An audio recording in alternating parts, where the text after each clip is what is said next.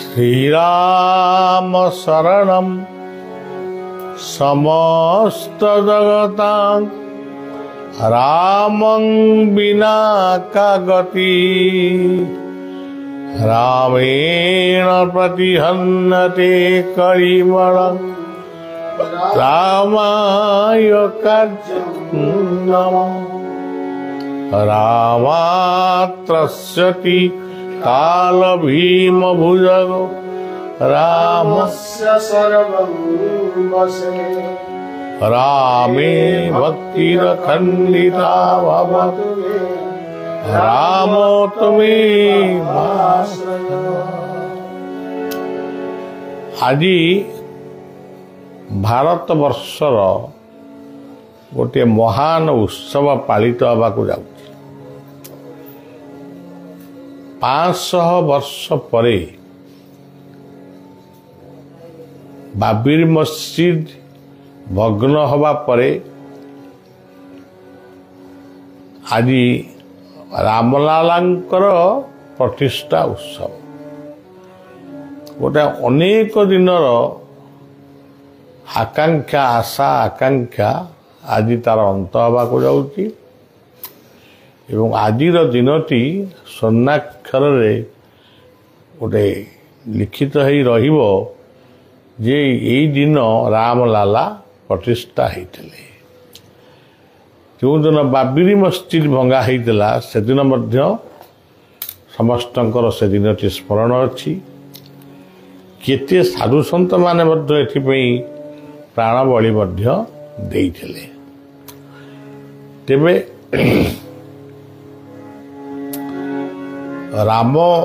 रामंक मंदिर पाखरे मस्जिद पे जो जगह दिया जाइए सेठी गोटे मस्जिद हो सी मस्जिद निर्माण पे हिंदू माने सहयोग करंतु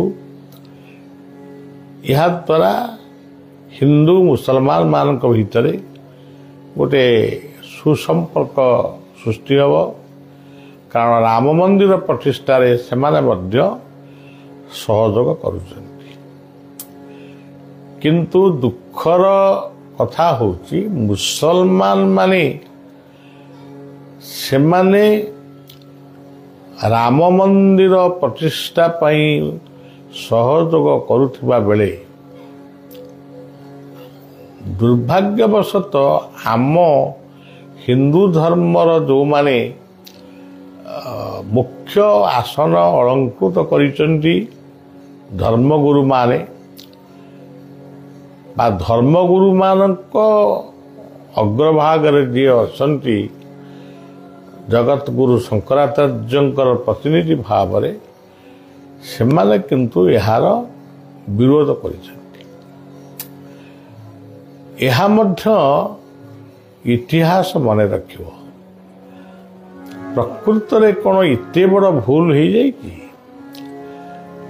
जदि से माने निमंत्रित भाव बा बिना निमंत्रण रे सेमानकर कार्य होची धर्मर सुरक्षा जदि से माने पहुंची थांते सामान्यतम अवमानना तांकु करा जाई न थांता काहींकि ना से माने धर्मगुरु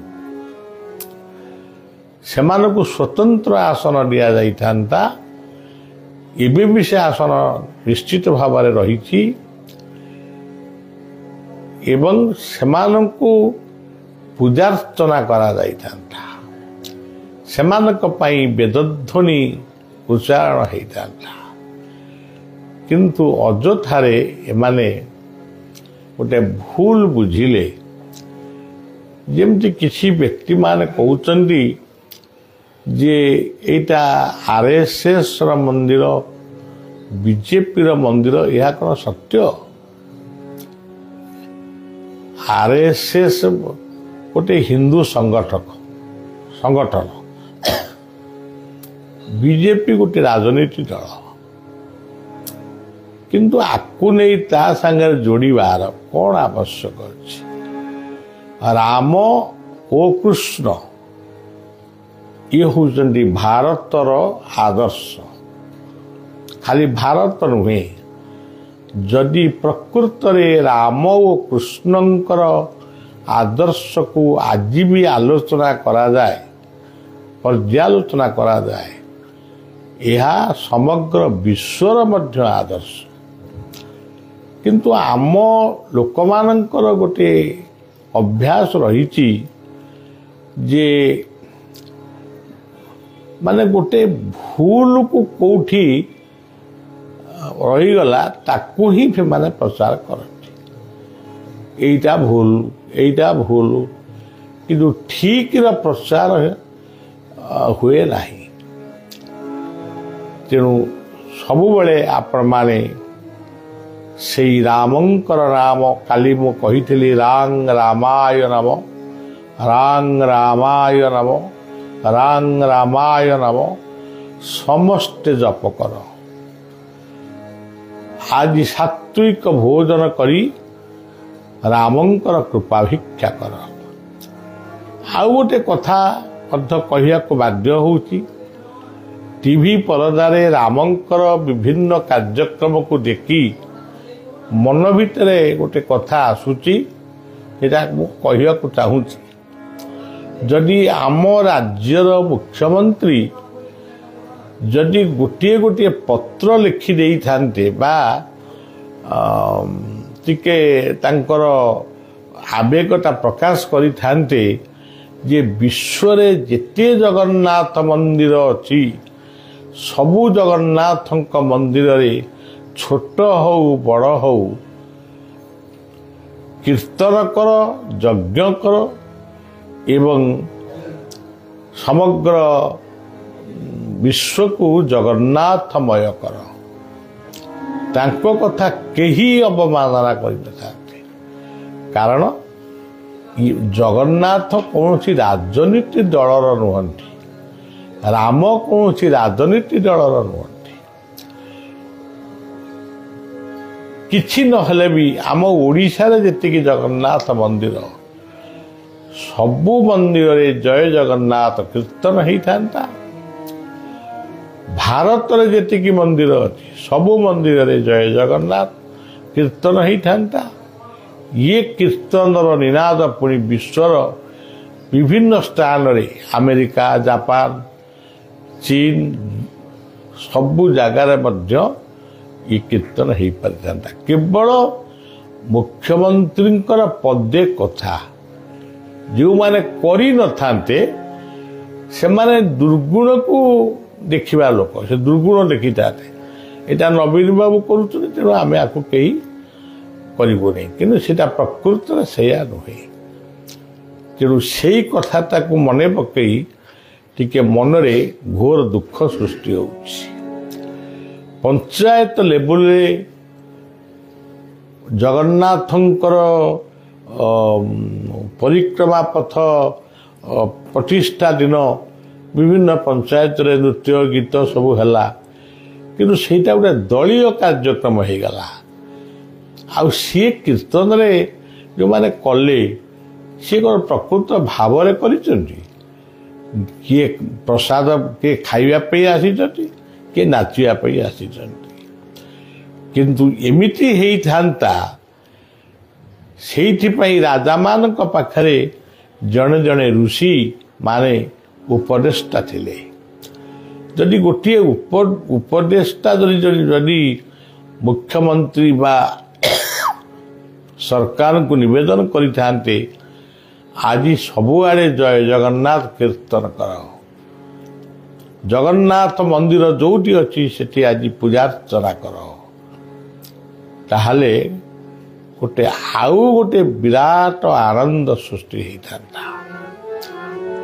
କେବଳ ଅପେକ୍ଷା ରହିଲା କୃଷ୍ଣଙ୍କ ମନ୍ଦିର ମଥୁରା। କେଉଁଦିନ ଭାରତ ବର୍ଷ ବା ବିଶ୍ୱ କୃଷ୍ଣମୟ ନିଶ୍ଚିତ ହବ, ସେ ସମୟ ବି ଆସିବ। ଆମେ ଦେଖିବୁ ନ ଦେଖିବୁ ସେ ଅଲଗା କଥା। ଏବଂ ଆଉ ଗୋଟେ ସମୟ ବି ଆସିବ, ସମଗ୍ର ବିଶ୍ୱ ବା ଭାରତ ବିଶ୍ୱନାଥମୟ ହେବ। ବିଶ୍ୱନାଥଙ୍କର ମାନେ ଶିବାର୍ଚ୍ଚନ ସବୁଆଡ଼େ ଚାଲିବ। ତେଣୁ ଭଲ କଥାରେ ରାଜନୀତି ପୂରେଇ ତାକୁ ଭେଲ କରିବା ଆମ ଲୋକମାନଙ୍କର ଗୋଟେ ଅଭ୍ୟାସ ହେଇଯାଉଛି।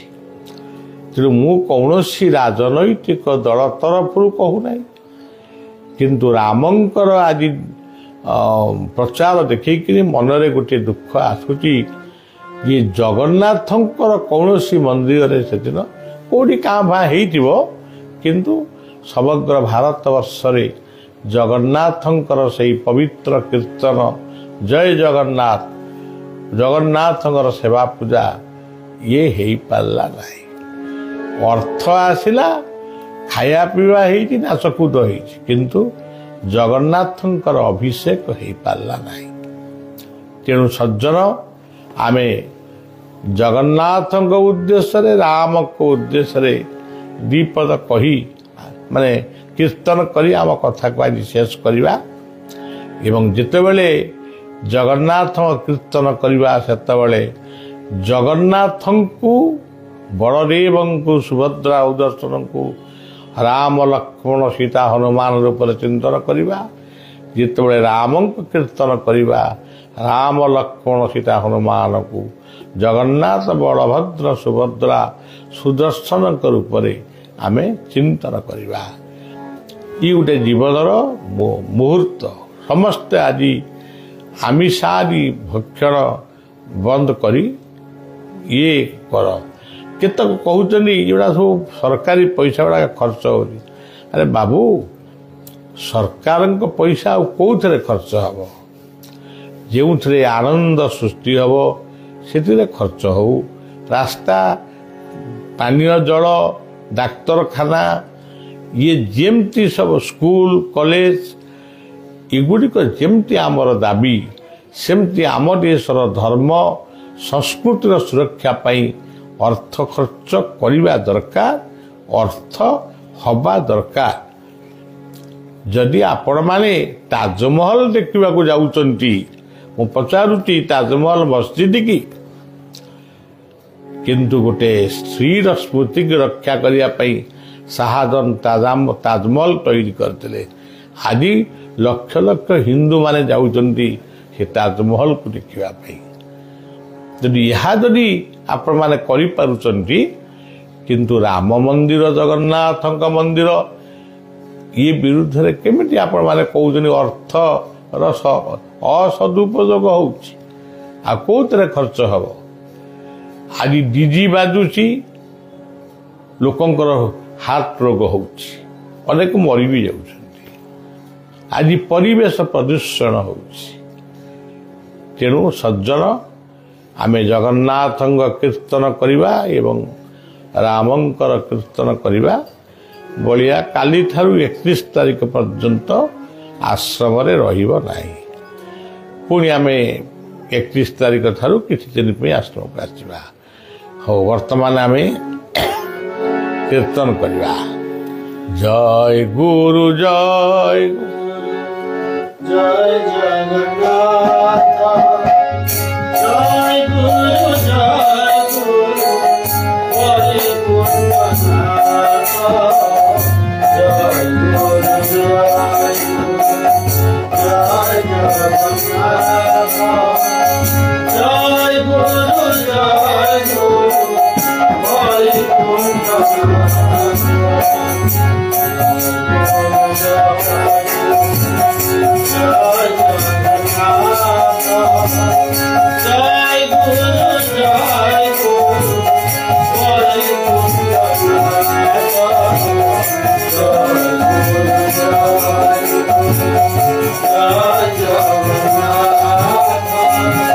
ଜୟ ଗୁରୁ, ଜୟ ଗୁରୁ, বৈকুণ্ঠনাথ, श्री राम जय राम, जय जय राम, श्री राम जय राम, जय राम, श्री राम जय राम, जय जय राम, श्री राम जय राम, जय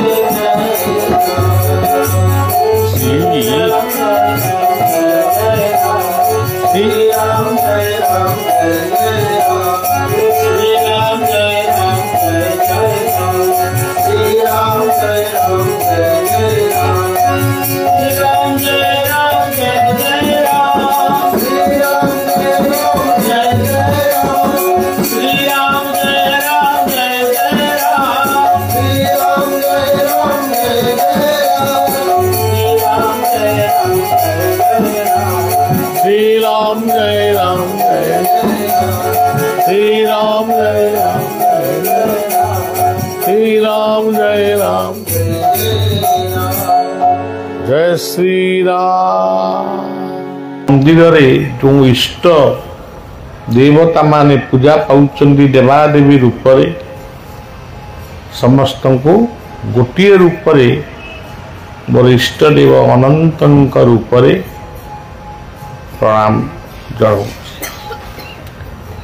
एवं आपण माने एठी जो माने एकत्र होइचंती गतकाली संध्यारे आसीथिले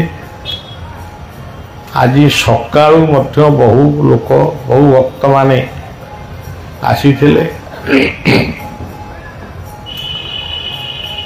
सेमानंकर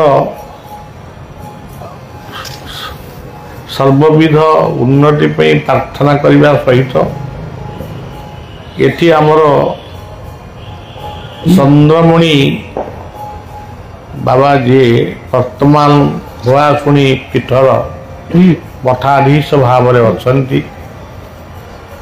आउ जड़े माँ ना मो पाखे ना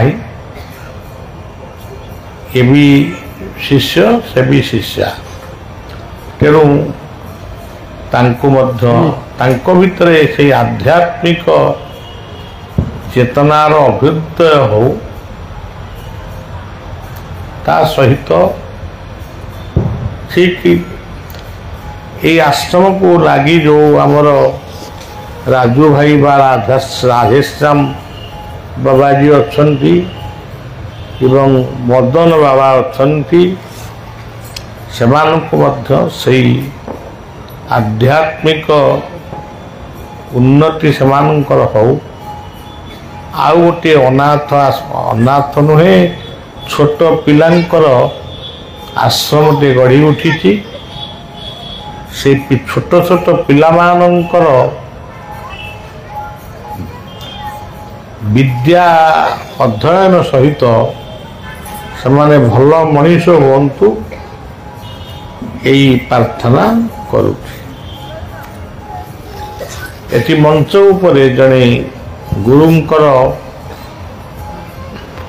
फटचित्र रही से होचंदी मधुसूदन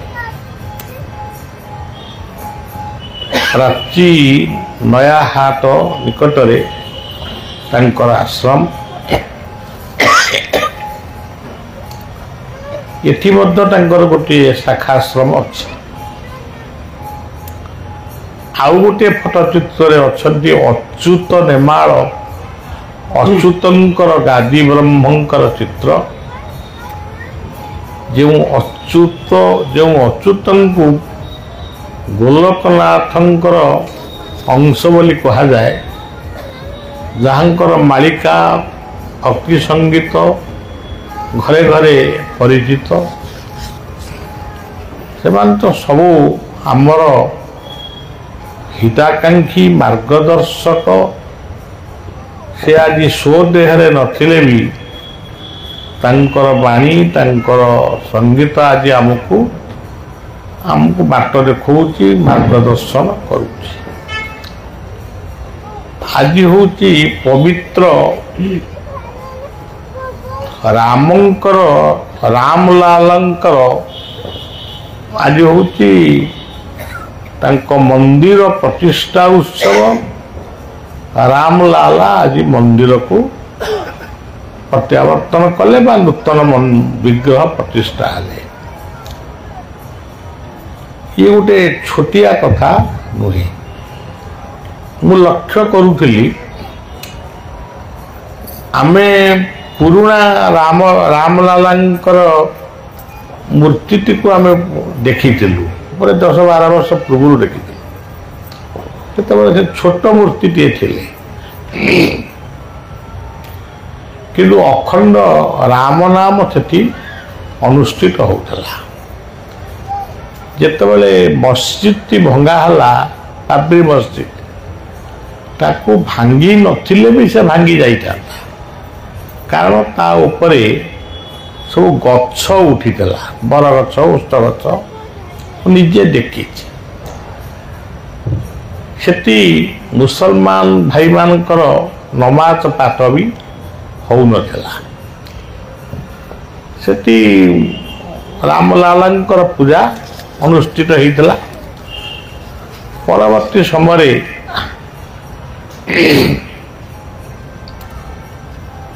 ରାମପ୍ରେମୀ ନେତାମାନଙ୍କର ଆହ୍ୱାନରେ ସମଗ୍ର ଭାରତବର୍ଷରେ ରାମରଥ ବୁଲିଲା, ଇଟା ସଂଗ୍ରହ ହେଲା, ଏମିତି ବହୁତ କଥା ହେଲା।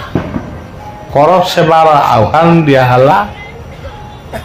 ଯେଉଁ ଆହ୍ୱାନରେ ମସଜିଦକୁ ସେମାନେ ଭାଙ୍ଗିଦେଲେ। ଏମିତିକି ଅନେକ ସାଧୁସନ୍ତମାନଙ୍କର ଜୀବନ ମଧ୍ୟ ଚାଲିଗଲା। ପୋଲିସର ପ୍ରହାରରେ ବା କେମିତି କ'ଣ ତାଙ୍କର ଜୀବନ ବି ଚାଲିଗଲା। ସେତେବେଳେ ମଧ୍ୟ ଇଏ ଅଧମ ଅଯୋଧ୍ୟାକୁ ତା ପରେ ପରେ ମୁଁ ଯାଇଥିଲି, ରାମଲାଲାଙ୍କୁ ଦର୍ଶନ କରିଥିଲି।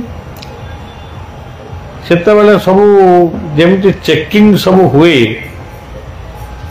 ସେ ସବୁ ଧାଡ଼ିରେ ଯିବ, ଚେକିଂ ହେବ, ସେଗୁଡ଼ା ବଡ଼ ଅଡ଼ୁଆ ଅଡ଼ୁଆ ମୋତେ ଲାଗୁଥାଏ। ମୁଁ ଆଉ ତାପରେ ଯେତେବେଳେ ଯାଇଥିଲି ମୁଁ ଆଉ ଦର୍ଶନକୁ ଯାଇନି। କିନ୍ତୁ ହନୁମାନ ଗଡ଼ି ମହିମା ବିମଣ୍ଡିତ ହନୁମାନ ସେଠି ପୂଜା ପାଉଛନ୍ତି। ସେ ଯେତେବେଳେ ବାବରଙ୍କର ଗୁରୁ ଥିଲେ ସିଏ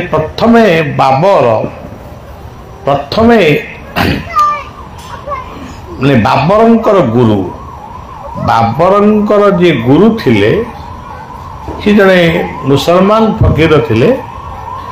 ସେ କିନ୍ତୁ ହିନ୍ଦୁ ଧର୍ମକୁ ଗ୍ରହଣ କରିବା ପାଇଁ ବା ହିନ୍ଦୁମାନଙ୍କର ମାର୍ଗରେ ଭଗବତ ଦର୍ଶନ ପାଇଁ ସେତେବେଳର ଜଣେ ବାବାଜୀ ରାମଦାସ ବୋଲି ଜଣେ ସନ୍ଥ ଥିଲେ, ତାଙ୍କ ନିକଟକୁ ଯାଇଥିଲେ। ଆପଣମାନେ ଦେଖନ୍ତୁ ହିନ୍ଦୁ ସନ୍ଥମାନଙ୍କର ଉଦାରତା। ସେ ତାଙ୍କୁ ଶିଷ୍ୟ କରିବା ପରିବର୍ତ୍ତେ ତାଙ୍କୁ ପରାମର୍ଶ ଦେଲେ, ତୁମ କୁରଆନରେ ବା ତୁମ ଧର୍ମରେ ଯେଉଁ ମାର୍ଗ ଅଛି ସେଇ ମାର୍ଗକୁ ଅବଲମ୍ବନ କଲେ ତୁମେ ତ ସେଇ ଆଲ୍ଲାହଙ୍କୁ ପାଇପାରିବ, ପୁଣି କାହିଁକି ଗୋଟେ ଧର୍ମ ପରିବର୍ତ୍ତନ କରିବ? ସେ ଅଭିମାନରେ ସେଠୁ ପଳେଇ ଆସିଲେ। ସିଏ କିନ୍ତୁ ଭଲ କଥା କହିଲେ, ଇଏ ଆଙ୍କ ଭିତରେ ବୋଧେ ଟିକେ ଅଭିମାନ ସୃଷ୍ଟି ହେଲା। ତାଙ୍କରି ଶିଷ୍ୟ ହେଉଛନ୍ତି ବାବର। ବାବରଙ୍କୁ ସେ ନିର୍ଦ୍ଦେଶ କଲେ, ଯୋଉଠି ରାମଙ୍କ ମନ୍ଦିର ପୂଜା ହେଉଛି, ମୁଁ ଗୁରୁ ହିସାବରେ ତମକୁ ନିର୍ଦ୍ଦେଶ କରୁଛି, ତମେ ସେ ମନ୍ଦିରକୁ ଭାଙ୍ଗି ମସଜିଦ କର। ବାବର ପ୍ରଥମେ ସେ କଥାକୁ ଇଚ୍ଛା କଲେ ନାହିଁ, କିନ୍ତୁ ପରବର୍ତ୍ତୀ ସମୟରେ ଗୁରୁଙ୍କ ଆଦେଶକୁ ପାଳନ କଲେ। ଯେତେବେଳେ ମସଜିଦକୁ ସେମାନେ ଭାଙ୍ଗିଲେ, ଇଏ ମନ୍ଦିରକୁ ଭାଙ୍ଗି ଯେତେବେଳେ ମସଜିଦ ଆରମ୍ଭ କଲେ, ରାତି ପାଇଲା ବେଳକୁ ସେ ମସଜିଦରେ ପଥର ଆଉ ଇଟା କ'ଣ ସବୁ ଲାଗେ, ସେଗୁଡ଼ାକ ଆଉ କିଛି ରହିଲାନି, ସେ ଇତସ୍ତତ ହେଇ ପଡ଼ିଲା। ତେଣୁ ବାବର ଭାବିଲେ ଯେ ଆକୁ ବୋଧେ ହିନ୍ଦୁ ପଣ୍ଡିତମାନେ ଏମିତି ଗୋଟେ କିଛି କରୁଛନ୍ତି। ସିଏ କ'ଣ କଲେ, ଗୋଟେ ହିନ୍ଦୁ ମୁସଲମାନଙ୍କ ଭିତରେ ସମନ୍ୱୟ ଭାବ ଆଣି ମସଜିଦ କରିବାର ଗୋଟେ ପ୍ରୟାସ କଲେ ବା ଗୋଟେ ସଭା କଲେ। ହିନ୍ଦୁ ପଣ୍ଡିତମାନଙ୍କୁ ସେ କହିଲେ ଯେ ଇଏ ମସଜିଦ ଆମେ ତୈରି କରୁଛୁ, ୟାକୁ ଭାଙ୍ଗୁଛି କିଏ? ହିନ୍ଦୁ ପଣ୍ଡିତମାନେ କହିଲେ, ବା ସେତେବେଳେ ଯେଉଁ ହିନ୍ଦୁ ସନ୍ଥମାନେ ଥିଲେ ସେମାନେ କହିଲେ, ଆପଣ ଯଦି ଆମ କଥାକୁ ବିଶ୍ୱାସ କରିବେ ତାହେଲେ ଆମେ କହିବୁ, ନା କିଏ ଭାଙ୍ଗୁଛି କୁହ। ନା ଇଏ ମନ୍ଦିର ଇଏ ମସଜିଦକୁ ଭାଙ୍ଗୁଛନ୍ତି ଆମର ବଜରଙ୍ଗବାଲି ହନୁମାନ। ଏ ଯୋଉ ହନୁମାନ ଗଡ଼ିରେ ଯୋଉ ହନୁମାନ ଅଛନ୍ତି ସେଇ ଭାଙ୍ଗୁଛନ୍ତି। ବାବର ଚିନ୍ତା କଲେ ଯେ ଗୋଟେ ହନୁମାନ ମୂର୍ତ୍ତି ସେ ଆସି ଭାଙ୍ଗୁଛି, ସେଥିପାଇଁ ସେ ପ୍ରହରୀ ମଧ୍ୟ ଜଗେଇଥିଲେ ରାତିରେ। କିନ୍ତୁ ପ୍ରହରୀ ଜଗିଛନ୍ତି, କିନ୍ତୁ ରାତି ପାଇବାକୁ ପଥର ଇଟା ଗୁଡ଼ିକ ଇତସ୍ତତ ହେଇଯାଇଛି। ତେଣୁ ସିଏ ଫେରିଗଲେ, ଦିଲ୍ଲୀ ପଳେଇ ଆସିଲେ ତାଙ୍କ ରାଜଧାନୀ। ସିଏ ଆଉ ମସଜିଦ କର ବୋଲି ଆଉ କାହାକୁ ଆଦେଶ ନ ଦେଇ ସେ ମାନେ ଦିଲ୍ଲୀ ପଳେଇ ଗଲେ। ଆମର ମସଜିଦ ସେତିକି ଥାଉ, କିନ୍ତୁ ତାଙ୍କର ଯିଏ ଗୁରୁ ସେ ନିର୍ଦ୍ଦେଶ କଲେ ତମେ ଶୀଘ୍ର ଏଠି ଅଯୋଧ୍ୟାରେ ପହଞ୍ଚ ଏବଂ ମସଜିଦ ତିଆରି କର। ଏଇଭଳି ବାଦ ବିବାଦ ଭିତରେ ସେ ମସଜିଦଟି ତିଆରି ହେଇଥିଲା। ତାର ଆହୁରି କେତେକ କଥା ଅଛି, ତାକୁ କହିବା ପାଇଁ ମୁଁ ଟିକେ ଚାହୁଁନି। ସେତେବେଳେ ଶ୍ରୀମତୀ ଇନ୍ଦିରା ଗାନ୍ଧୀ ଥିଲେ ପ୍ରଧାନମନ୍ତ୍ରୀ। ମୁସଲମାନ ମାନେ କହିଲେ, ଆଗ ହିନ୍ଦୁମାନେ କହିଲେ ଯେ ଇଏ ରାମ ମନ୍ଦିର, ଆକୁ ଭାଙ୍ଗିକିରି ମସଜିଦ କରାଯାଇଛି, ଆମକୁ ଅନୁମତି ଦିଆଯାଉ, ଆମେ ଏ ମନ୍ଦିର ଭିତରେ ରାମଲାଲାଙ୍କର ପୂଜାର୍ଚ୍ଚନା କରିବୁ। ଏମାନେ ବେଦଧ୍ୱନି କରି ଇନ୍ଦିରା ଗାନ୍ଧୀଙ୍କର ସମ୍ମତି ପାଇ ଏମାନେ ରାମ ଧୁନ୍ ବେଦଧ୍ୱନି କରି ଯେତେବେଳେ ମନ୍ଦିର ଭିତରେ ପ୍ରବେଶ କଲେ, ସେତେବେଳେ ମୁସଲମାନ ମୌଲବୀମାନେ ବା ତାଙ୍କର ଯେ ଧର୍ମଗୁରୁମାନେ ସିଏ ୟାକୁ ଅପମାନିତ ମନେକରି ସେ ଏଇ ଯେଉଁ ଆଜି ଯେଉଁ ପବିତ୍ର ସରଜୁ ନଦୀ ଅଛନ୍ତି, ସେଇ ସରଜୁ ତୀର୍ଥରେ ହାତ କାଟିକିରି ରକ୍ତ ସରଜୁ ନଦୀରେ ଦେଇ ପ୍ରତିଜ୍ଞା କଲେ, ଆମେ ଏଠି ମାନେ ମସଜିଦ କରିବୁ। ଏଇ ସଂକଳ୍ପ ସେ ଦେଲେ। ଇଏ କହିଲେ ରାମ ମନ୍ଦିର କରିବୁ, ସେ କହିଲେ ଆଲ୍ଲାଙ୍କ ମନ୍ଦିର କରିବୁ। ଏଇ କଥା ଏଇଠୁ ଆରମ୍ଭ ହେଲା ବିବାଦ। ଇଏ ଇତିହାସକୁ ବୋଧେ ଅନେକ ଭୁଲି ଯାଇଛନ୍ତି। ତାପରେ ସେଇ କଂଗ୍ରେସ ସରକାର ଥିଲାବେଳେ ବି ଇଏ ବାବରୀ ମସଜିଦ ଭଙ୍ଗା ହେଲା, ରାମଲାଲାଙ୍କର ପୂଜା ହେଲା। ଲାଲକୃଷ୍ଣ ଆଡଭାନୀ ସମଗ୍ର ଭାରତବର୍ଷ ବୋଲି ରାମରଥର ଆହ୍ୱାନ ଦେଲେ। ବହୁତ କଥା ହେଲା। ଆମେ ସବୁ ସେ ସଭା ସମିତିରେ କିଛି ଯୋଗ ଦେଇଛୁ। ମୁଁ ବେଶୀ ଯୋଗ ଦେଇନି, ଥରେ ଅଧେ ଯୋଗ ଦେଇଛି। ସେତେବେଳେ ଓଡ଼ିଶାର ବିପ୍ଳବୀ ସନ୍ଥ ଲକ୍ଷ୍ମଣାନନ୍ଦ ଥିଲେ, ଆମେ ସବୁ ଯାଇଥିଲୁ। ତେବେ ସଜ୍ଜନ କହିବାର କଥା ହେଉଛି, ଆଜି ସେଇ କଥାର ଅବସାନ ଘଟିଛି। ଦୀର୍ଘ 500 କେତେ ବର୍ଷ ପରେ ଆଜି ରାମଲାଲାଙ୍କର ରାମ ମନ୍ଦିର ଗଠନ ହେଇଛି। ଆଉ ଭାରତର ପ୍ରଧାନମନ୍ତ୍ରୀ ସେ ମଧ୍ୟ ମାତ୍ର ଅଧଘଣ୍ଟାଏ ଘଣ୍ଟାଏ ରହି ତାଙ୍କର ଯଜମାନୀ କାର୍ଯ୍ୟ ବି ସେ କଲେ। ରାମ ଧୁନରେ ଆଜି ଭାରତବର୍ଷ ପ୍ରକମ୍ପିତ ହେଉଛି। ବୋଧେ ଏଇ ଯେଉଁ ବାଣ ଫାଣ ଫୁଟୁଛି ସେଇଥିପାଇଁ ବୋଧେ ଫୁଟୁଛି କି କ'ଣ। ତାପରେ ବର୍ତ୍ତମାନ ଆମର ସନ୍ଥ ଆଶାରାମଙ୍କର ଆଶ୍ରମରୁ ସବୁ ତାଙ୍କ ଭକ୍ତମାନେ ସବୁ ଆସିଥିଲେ। ସେମାନେ ବର୍ତ୍ତମାନ କହୁଥିଲେ, ଆଜି ଆମ ଆଶ୍ରମରେ ଗୋଟେ ଯଜ୍ଞ ଥିଲା, ଭକ୍ତମାନେ ସବୁ ଏକତ୍ର ହେଇଥିଲେ। ଯଜ୍ଞ କ'ଣ? ସେ କହିଲେ ରାମଙ୍କ ଉଦ୍ଦେଶ୍ୟରେ ଯଜ୍ଞ। ଆଜି ଆପଣ ଦେଖିବେ ଯେତେ ରାମ ମନ୍ଦିର ଭାରତବର୍ଷରେ ଅଛି, ଭାରତ ବାହାରେ ବି ଅଛି, ସବୁଠି ଆଜି ଆନନ୍ଦ ଉତ୍ସବ ଖେଳି ଯାଇଛି, ରାମ ଧ୍ୱନିରେ ପ୍ରକମ୍ପିତ ହେଉଛି। ତେଣୁ ଭାରତର ଆଦର୍ଶ ହେଉଛନ୍ତି ରାମ, ଭାରତର ଆଦର୍ଶ ହେଉଛନ୍ତି କୃଷ୍ଣ। ଭାରତର ଆଦର୍ଶ ହେଉଛନ୍ତି ଜଗନ୍ନାଥ, ଯିଏ ଆମ ପାଖରେ ଅଛନ୍ତି। ଇଏ ତିନୋଟି ଆଦର୍ଶକୁ ନେଇ ଆମେ ଆମ ସନାତନ ଧର୍ମ ତଥା ବିଭିନ୍ନ ସମ୍ପ୍ରଦାୟ, ଏଇ ଦେଖନ୍ତୁ ଇଏ ଚାରି ପାଖରେ ଯେତେ ସନ୍ଥ ମହାତ୍ମା ମାନଙ୍କର ଆଶ୍ରମ ରହିଛି, ଏମିତି କୌଣସି ମହାପୁରୁଷଙ୍କର ଆଶ୍ରମ ନାହିଁ ଯେଉଁଠି ଏଇ ତିନି ଜଣଙ୍କର କଥା ଆଲୋଚନା ହଉନାହିଁ। କେଉଁ ସଙ୍ଗୀତରେ ରାମଙ୍କ କଥା, କେଉଁଠି କୃଷ୍ଣଙ୍କ କଥା, କେଉଁଠି ଜଗନ୍ନାଥଙ୍କ କଥା। ମୁଁ ଯେତିକି ପଢ଼ିଛି ମୁଁ ସେତିକି ଜାଣିଛି। ଠାକୁର ଅଭିରାମଙ୍କର ସୁନ୍ଦର ସଙ୍ଗୀତ ଜଗନ୍ନାଥଙ୍କ ପାଇଁ ସେ ଲେଖିଛନ୍ତି। କୃଷ୍ଣଙ୍କ ପାଇଁ ବହୁତ ଗୀତ। କୃଷ୍ଣଙ୍କୁ ଦିଅଗୋ ତୁଳସୀ ମଦାଳସୀ। ଏଇଭଳି ଭାବରେ ସମସ୍ତଙ୍କ ଭିତରେ ଇଏ ତିନୋଟି ଆଦର୍ଶ ରହିଛି। ଆଉ ଗୋଟେ କଥା ବି ରହିଛି ନୃସିଂହ, ସୀମାଞ୍ଚଲମ୍ ନୃସିଂହ, ଯାହାଙ୍କର ନାମରେ ଗୋଟିଏ ମନ୍ତ୍ରରେ ଇଏ ତିନୋଟି ଯାକ ଠାକୁରଙ୍କୁ ଆମେ ଚିନ୍ତନ କରୁ। ହରେ ରାମ କୃଷ୍ଣ। ଯେଉଁ ନାମ ବ୍ରହ୍ମକୁ ନେଇ ଇସ୍କନ ବର୍ତ୍ତମାନ ପୃଥିବୀରେ ନାମ ପ୍ରଚାର କରୁଛନ୍ତି, ସିଏ ନାମଟି ହେଉଛି ହରେ ରାମ କୃଷ୍ଣ।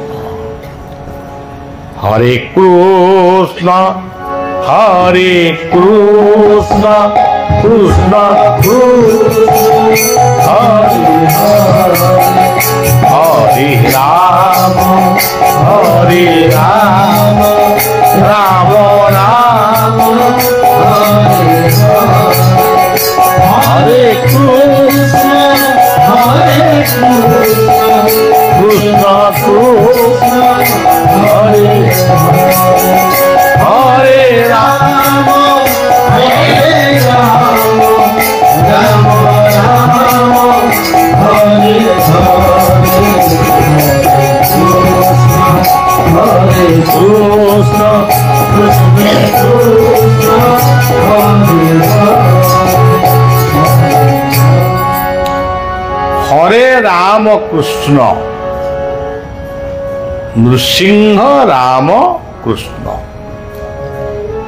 নৃসিଂହ ହେଉଛନ୍ତି ଆବିର୍ଭାବ ଠାକୁର। ଆବିର୍ଭାବ ହେଲେ ଏବଂ ଅନ୍ତର୍ଦ୍ଧାନ ହେଇଗଲେ। ଆଉ ତାଙ୍କ ସାଙ୍ଗରେ ବେଶୀ କଥାବାର୍ତ୍ତା କିଛି କାହାର ହେଇନି।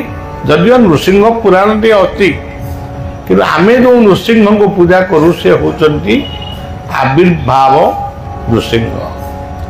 ପ୍ରହ୍ଲାଦଙ୍କ ଭକ୍ତିରେ ସେ ଆବିର୍ଭାବ ହେଲେ, ପୁଣି ବିଲୀନ ହେଇଗଲେ। ସେଇଭଳି ରାମ ଓ କୃଷ୍ଣ ଇଏ କିନ୍ତୁ ଆବିର୍ଭାବ ଠାକୁର ନୁହନ୍ତି। ଇଏ ମନୁଷ୍ୟ ଦେହରେ ଜନ୍ମ ହେଇ ମନୁଷ୍ୟ ଭଳି ତାଙ୍କ ଚଳନୀ ଥିଲା, କିନ୍ତୁ ତାଙ୍କ ଲୀଳା ଥିଲା ଦିବ୍ୟ ବା ସ୍ୱତନ୍ତ୍ର। ସେଥିପାଇଁ ଆଜି ରାମାୟଣ ବା ମହାଭାରତ ଭାଗବତ ଆଜି ବି ଜୀବନ୍ତ ହେଇ ରହିଛି। ଯେ ପର୍ଯ୍ୟନ୍ତ ଭାରତବର୍ଷ ସତ୍ୟ, ସେ ପର୍ଯ୍ୟନ୍ତ ଗୀତା ଭାଗବତ ରାମାୟଣ ଇଏ ସବୁ ସତ୍ୟ। ଏବଂ ବିଶ୍ୱବନ୍ଦ୍ୟ ଜଗନ୍ନାଥଙ୍କ ଶ୍ରୀମୂର୍ତ୍ତି କୌଣସି ଜୀବ ଭଳି ନୁହେଁ, କୌଣସି ମଣିଷ ଭଳି ବି ନୁହେଁ। ତାଙ୍କ ମୂର୍ତ୍ତିକି ଆପଣ ମନ ଭିତରେ ଚିନ୍ତନ କରି ଦେଖନ୍ତୁ। କୌଣସି ଜୀବ ବି ସେମିତି କେହି ନାହାନ୍ତି।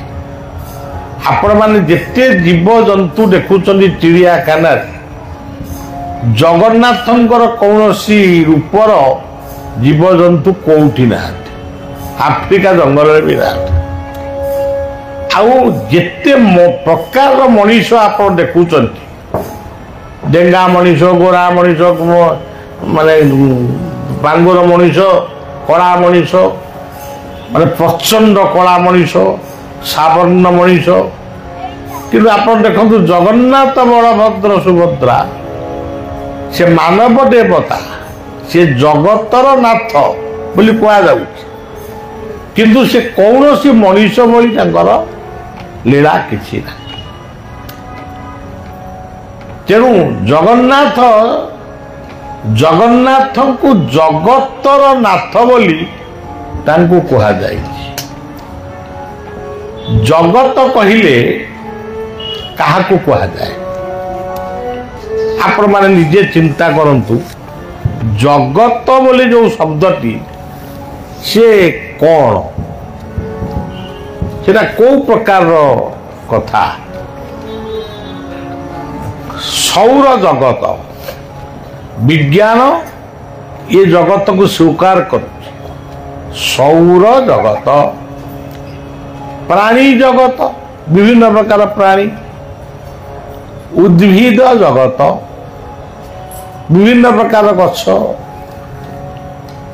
ତେଣୁ ଜଗତ କହିଲେ କ'ଣ କେବଳ ଭାରତ ନା ହିନ୍ଦୁ?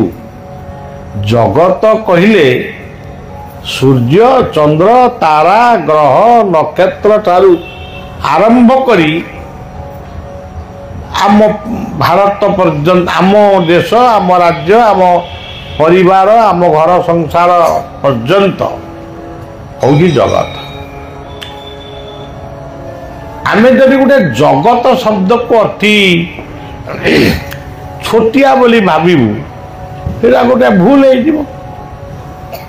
କୃଷ୍ଣଙ୍କୁ କୁହାଯାଇଛି ଜଗତ ଗୁରୁ। ବସୁଦେବ ସୁତଂ ଦେବଂ କଂସ ଚାଣୂରମର୍ଦନଂ ଦେବକୀ ପରମାନନ୍ଦଂ କୃଷ୍ଣଂ ବନ୍ଦେ ଜଗଦ୍ଗୁରୁ। କୃଷ୍ଣଙ୍କୁ କାହିଁକି ଜଗତ ଗୁରୁ ବୋଲି କୁହାଗଲା,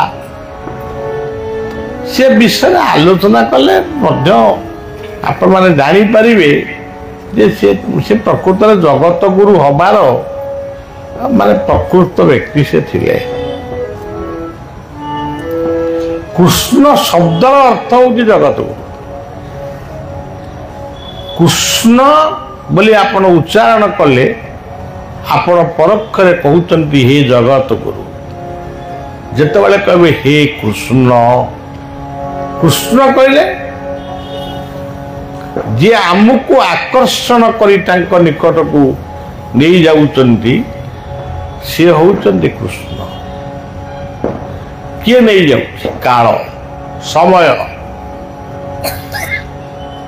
କାଲିର କଥା ଆଜି ନାହିଁ କି ଆଜିର କଥା ଆସନ୍ତା କାଲି ରହିବନି।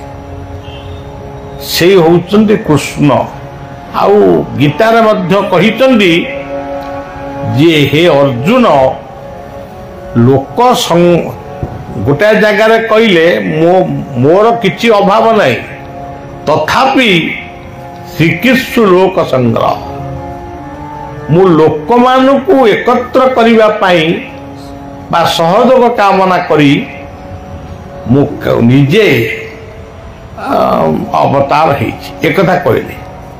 କିନ୍ତୁ ଆଉ ଗୋଟେ ଜାଗାରେ କହିଲେ ଏକାଦଶ ସ୍କନ୍ଧରେ, ମୁଁ ନିଜେ କାଳ ରୂପ ହେଇ ଲୋକମାନଙ୍କର ବା ପ୍ରଳୟ ପାଇଁ, ଲୋକକୁ ଲୋକ ବୋଲେ କେବଳ ଖାଲି ଇଏ ନୁହଁ, ମଣିଷ ନୁହଁନ୍ତି, ଏମାନଙ୍କ ଧ୍ୱଂସ ପାଇଁ ମୁଁ ନିଜେ ମହାକାଳ ରୂପ ଧାରଣ କରେ। ତେଣୁ ସେ ଜଗତକୁ ହେବନି, ଆଉ କିଏ ହବ? ଏପଟରେ କହୁଛନ୍ତି ଶ୍ରୀକୃଷ୍ଣ ଲୋକ ସଂଗ୍ରହ, ତାମାନେ ମୁଁ ବିଭିନ୍ନ ସଦ୍ଗୁରୁ ମାନଙ୍କ ରୂପରେ ମୁଁ ଅବତୀର୍ଣ୍ଣ ହେଇ ଲୋକମାନଙ୍କୁ ସଂଗ୍ରହ କରେ। ଆଜି ଆପଣମାନେ এই পবিত্র ভুয়াশুণী পীঠরে বা আম পবিত্র সিদ্ধ খণ্ডগিরি পীঠরে আমি আজ একত্র হয়েছে। কোণ পাই একত্র হয়েছে? আপনার আমি বলিয়া পাই একত্র হয়েছু। এইটা গোটে গোটে গোটে ছোট কথা, কিন্তু ବଳିଆରେ ବି କ'ଣ ଆବଶ୍ୟକ ଥିଲା ଆପଣମାନଙ୍କୁ ସଂଗ୍ରହ କରିବା ପାଇଁ? ଆପଣମାନେ ଯଦି ଆମର ନ ହେବେ, ଆମେ ଯଦି ଆପଣଙ୍କର ନ ହଉ, ଆପଣମାନଙ୍କର ଦୁଃଖ ସୁଖର ସହିତ ଯଦି ବଳିଆ ସାମିଲ ହେବ ନାହିଁ କିମ୍ବା ବଳିଆର ଚିନ୍ତା ଯଦି ଆପଣମାନଙ୍କ ଭିତରେ ନ ରହିବ, ତାହେଲେ କୌଣସି ସଂସ୍ଥା ବି ରହିପାରିବନି। ମାନେ ବଳିଆ କଥା ମୁଁ କହୁନି, ଆମର ଠାକୁର ଅଭିରାମ ପରମହଂସ କୁହନ୍ତୁ, ଅକ୍ଷୟ ଦେବ କୁହନ୍ତୁ, ଆଶାରାମ କୁହନ୍ତୁ, କୃପାଳୀଜୀ ମହାରାଜ କୁହନ୍ତୁ, ବା ସତ୍ୟ ସାଇ କୁହନ୍ତୁ, ଶିରିଡ଼ି ସାଇ କୁହନ୍ତୁ, ଏମାନେ ମଣିଷ ରୂପରେ ଜନ୍ମ ହେଇ କ'ଣ ପାଇଁ ଜନ୍ମ ହେଇଥିଲେ? ଲୋକ ସଂଗ୍ରହ ପାଇଁ ଜନ୍ମ ହେଇଥିଲେ। ଲୋକଙ୍କୁ ଏକତ୍ର କଲେ ତ ସେ କିଛି ଭଲ କଥା କହିବେ। ଯଦି ମେଡିକାଲରେ କେହି ରୋଗୀ ନାହାନ୍ତି, ଡାକ୍ତର ଖାଲି ଆପଏଣ୍ଟମେଣ୍ଟ ହେଲେ କ'ଣ ହବ? ତେଣୁ ସେଇଭଳି ଭାବରେ ଏ ଗୁରୁମାନେ ହେଉଛନ୍ତି ଭବ ରୋଗ ବା ମାୟା ଅପରାଧ ରୂପକ ରୋଗର ଏମାନେ ହେଉଛନ୍ତି ଚିକିତ୍ସକ ବା ଡକ୍ଟର ବା ସ୍ପେଶାଲିଷ୍ଟ। ଇଏ ହେଉଛି, ତେଣୁ କୃଷ୍ଣଙ୍କୁ ଜଗତ ଗୁରୁ ବୋଲି କୁହାଯାଇଛି। କୃଷ୍ଣ ବନ୍ଦେ ଜଗତ ଗୁରୁ। ତାପରେ ଯେଉଁମାନଙ୍କୁ ଜଗତ ଗୁରୁ ବୋଲି କୁହାଯାଉଛି, ସେଟା ଗୋଟେ ଉପାଧି। ତାଙ୍କୁ କିଏ ଉପାଧି ଦେଇଛି, କାହିଁକି ଦେଇଛି, ସେଇଟା ମୋ ପାଖରେ ତାର କିଛି ମାନେ ହିଷ୍ଟ୍ରି ନାହିଁ, ତେଣୁ ମୁଁ ସେ ବିଷୟରେ କିଛି କହିପାରିବିନି। କିନ୍ତୁ ଆପଣମାନେ ଏଠି ଯିଏ ବହିଛନ୍ତି,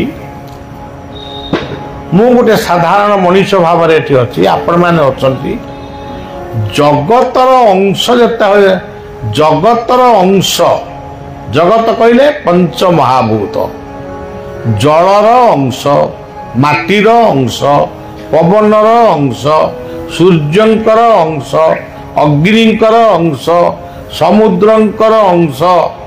ସମୁଦ୍ର ପାଣିଟା ଲୁଣିଆ, ଆପଣ ଦେଖୁଛନ୍ତି ଆପଣଙ୍କୁ ଝିଅରୁ ଝାଳ ବୋହିବ, ତା ସବୁ ଲୁଣିଆ ନା ଆଉ। ଆଖିରୁ ଯେଉଁ ଲୁହ ବୋହିବ, এটা ଲୁଣିଆ ନା ଆଉ। ତେଣୁ ଆମ ଭିତରେ ବି ଲବଣ ସମୁଦ୍ର ଅଛି, ଆମ ଭିତରେ ପୁଣି ଭଲ ଜଳ ବି ଅଛି, ଜଳୀୟ ଅଂଶ।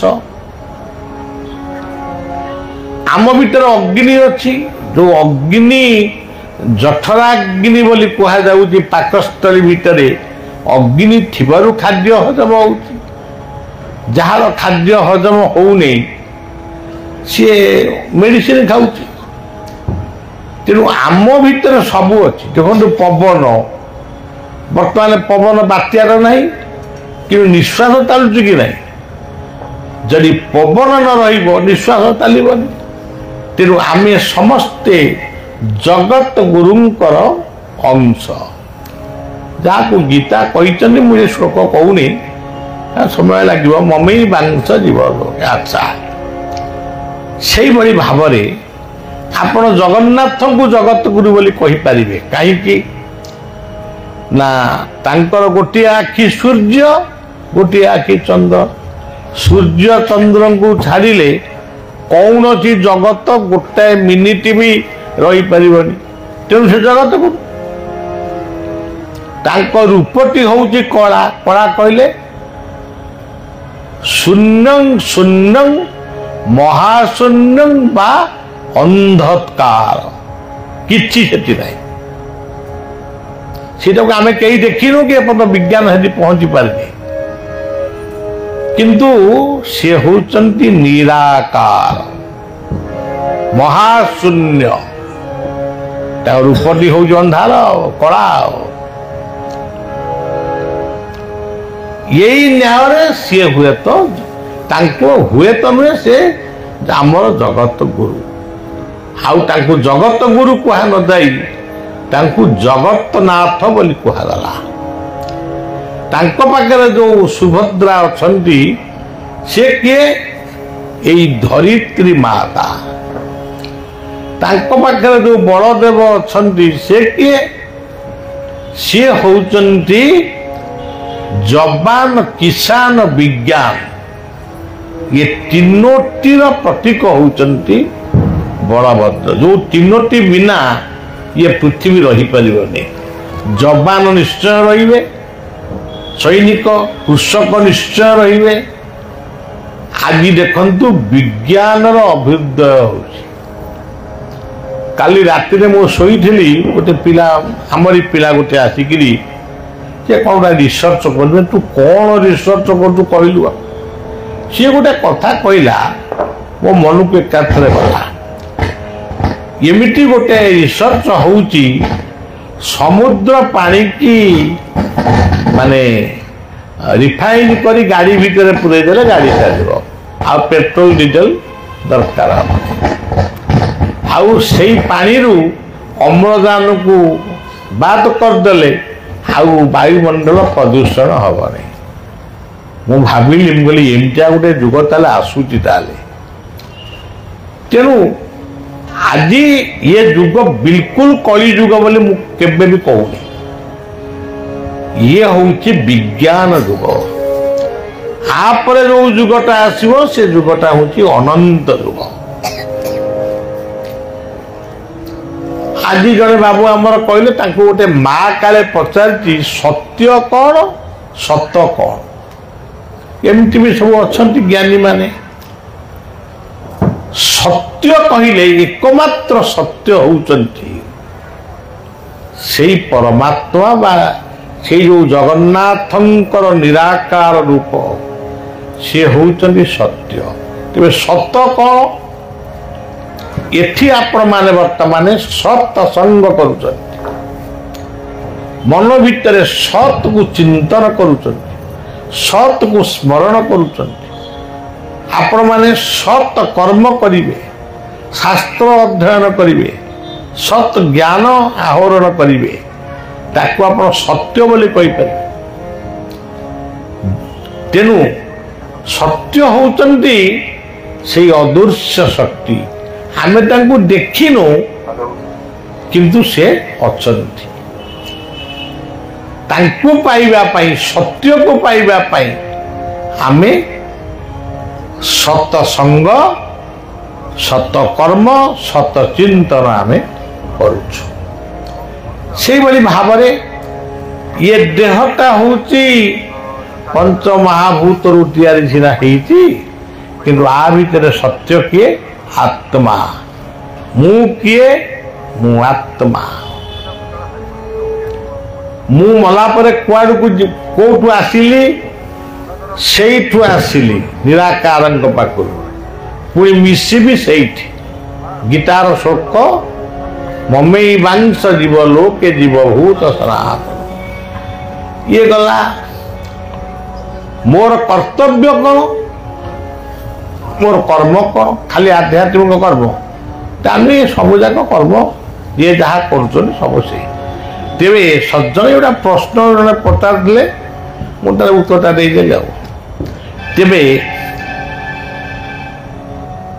ଯିଏ ପ୍ରଶ୍ନ ପଚାରିଲା ବାଲା, ସେ ସବୁବେଳେ ପ୍ରଶ୍ନ ହିଁ ପଚାରିବେ। ତାଙ୍କୁ ଯଦି ସଠିକ ଉତ୍ତର ଦିଆଯିବ, ସେ ମୁଣ୍ଡ ହଲେ କ'ଣ ନା ଏଇଟା, ସିଏ ପୁଣି କହିବେ ନାଇଁ ଆଉ ଗୋଟେ।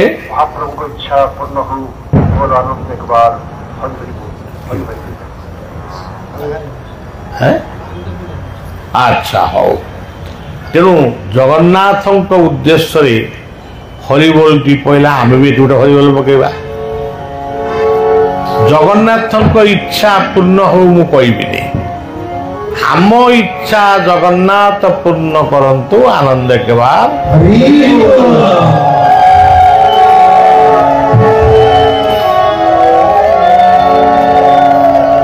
কদাচিৎ কালন্দিতট বিপিন সঙ্গীত করব মুদা ভীরি নারী বদন কমলা স্বাদ মধু রমা শম্ভু ব্রহ্মামরপতি গণেশার্চিত জগন্নাথ স্বামী নয়ন পথ ଜଗନ୍ନାଥ ଜଗତ ଜଗନ୍ନାଥ ପାହି ମା ଜଗନ୍ନାଥ ଜଗନ୍ନାଥ ଜଗନ୍ନାଥ ଜଗନ୍ନାଥ ପାହି ମା ଜଗନ୍ନାଥ ଜଗନ୍ନାଥ ଜଗନ୍ନାଥ ଜଗନ୍ନାଥ ପାହି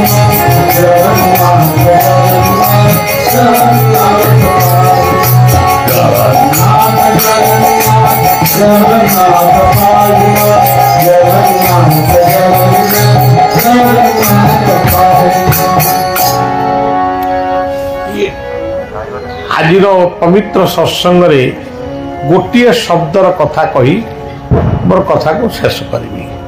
ନାମ ହେଉଛନ୍ତି ଅଖଣ୍ଡ ନାମ। ଆପଣମାନେ ନାମରେ ଟିକେ ସହଯୋଗ କରିବେ, ନାମ ଶୁଣିବେ, ପ୍ରସାଦ ପାଇବେ। ଆଜି ଦିନ ତମାମ ପ୍ରସାଦ ଚାଲିଛି।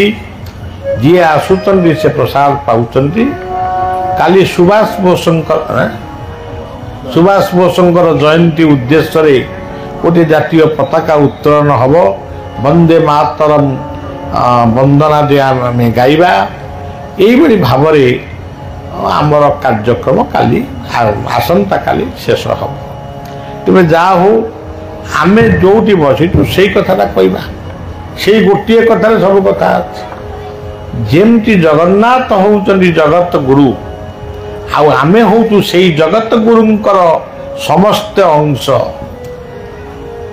ସେଇଭଳି ଭାବରେ ଆପଣ ଯଦି ଦେଖନ୍ତୁ ଭୁଆସୁଣୀ ବୋଲି ଗୋଟେ ଶବ୍ଦ, ଓମ୍ ଭୂର୍ଭୁବଃ ସ୍ୱଃ ତତ୍ସବିତୁଃ ବରେଣ୍ୟଂ ଭର୍ଗୋ ଦେବସ୍ୟ ଧୀମହି ଧିୟୋ ୟୋ ନଃ ପ୍ରଚୋଦୟାତ୍।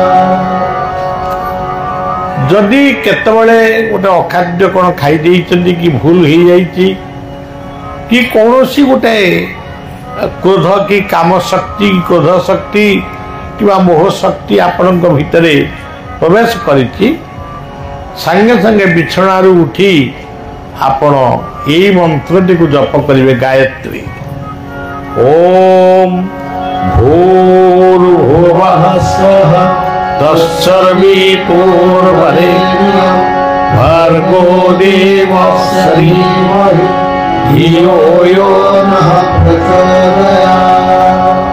10 ଥର ଜପ କରିଦେଲେ ଯଦି ପ୍ରତ୍ୟେକ ଦିନ ଯିଏ ଯେଉଁ ଗୁରୁଙ୍କର ଆଶ୍ରିତ ହୁଅନ୍ତୁ, କିନ୍ତୁ ଗାୟତ୍ରୀ ଏକ ସ୍ୱତନ୍ତ୍ର। ଏହାକୁ 10 ଥର ଯଦି ଜପ କରିଦେବେ ତାହେଲେ ସମସ୍ତ ଅପରାଧ ଖଣ୍ଡନ ହେବ। ଆଚ୍ଛା, ଇଏ ଗଲା ଭୂ।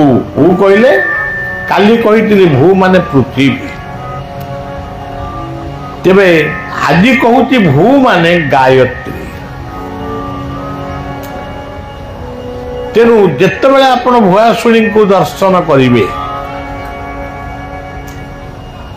ଆପଣ ସେ ମାଙ୍କର ମୂର୍ତ୍ତିକୁ ଚାହିଁବେ। ପ୍ରଥମେ କହିବେ, ପ୍ରଥମେ ପଢ଼ିବେ କ'ଣ? ଏଇ ଯେଉଁ କହିଲି, ଆଉ ଯଦି ଏତେ ବଡ଼ ମନ୍ତ୍ର ଯଦି ମନେ ରହିବନି, ଖାଲି କହିବେ ଭୂର୍ଭୁବଃ ସ୍ୱଃ, ଭୂର୍ଭୁବଃ ସ୍ୱଃ, ଭୂର୍ଭୁବଃ ସ୍ୱଃ। ଏତିକି କହିଲେ ବି ଯଥେଷ୍ଟ। ଇଏ ହେଉଛି ସାବିତ୍ରୀ ମନ୍ତ୍ର। ଭୂ କହିଲେ ପୃଥିବୀର ଶାନ୍ତି ପାଇଁ ଇଏ ମନ୍ତ୍ରର ଆବଶ୍ୟକ ରହିଛି। ତାପରେ ଆ ଶବ୍ଦଟି ଯେତେବେଳେ ଚିନ୍ତନ କରିବେ, ଆ କହିଲେ କ'ଣ? ଆପଣ ଭାବୁଥିବେ ଆ କହିଲେ ମୁଁ ଆତ୍ମା ବୋଲି କହିବି। ନାଇଁ, ଏସବୁ ବଡ଼ ବଡ଼ କଥା ମୁଁ କହିବାକୁ ଚାହେଁନି। ଆତ୍ମା ବିଷୟରେ କିଛି କହିପାରିବି, କିନ୍ତୁ ମୁଁ ସେସବୁ କଥା ଆପଣମାନଙ୍କୁ କହି ମୁଁ ବ୍ୟସ୍ତ ବିବ୍ରତ କରିବାକୁ ଚାହୁଁନି। ଆ କହିଲେ ଆଦିତ୍ୟ, ସେ ତ ସବୁଦିନେ ଆପଣ ତାଙ୍କୁ ଦେଖୁଛନ୍ତି, ଆଉ କହିବି କ'ଣ ସେ ଭିତରେ। କିନ୍ତୁ ଗୋଟିଏ କଥା ଆଜି ଆମ ସମାଜରେ, ଆମ ସାମାଜିକ ଜୀବନରେ ଆଜି ମାନେ ବ୍ୟତିକ୍ରମ ହେଇଯାଇଛି, ଆତ୍ମୀୟ ସ୍ୱଜନରେ ପ୍ରୀତି। आपण मैंने मन पकईबे गोटे भागवतर गोटे पद मु पढ़े कि मु समस्ते जो अर्थ करती मुझे अर्थ करे आत्मा को आत्मा जेबे स्मरे परम आनंदे आत्मा को आत्मा देवे परम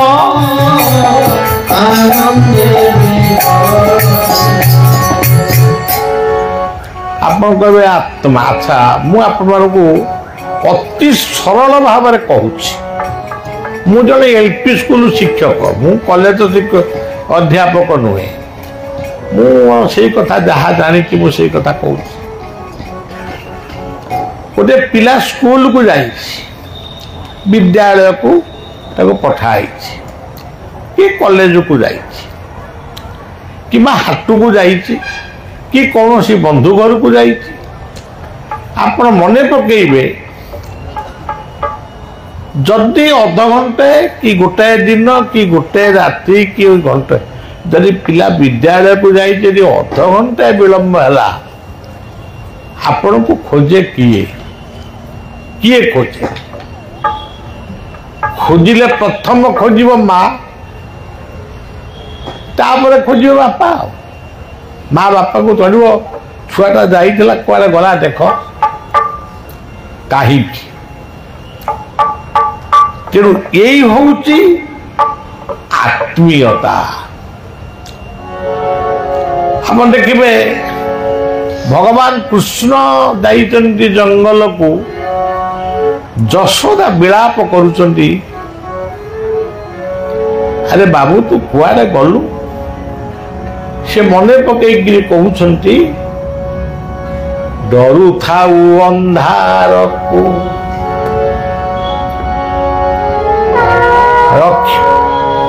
डरू थाऊ अंधार को रखी जाऊ गोरु जनक जननी सुख काहि पाइसा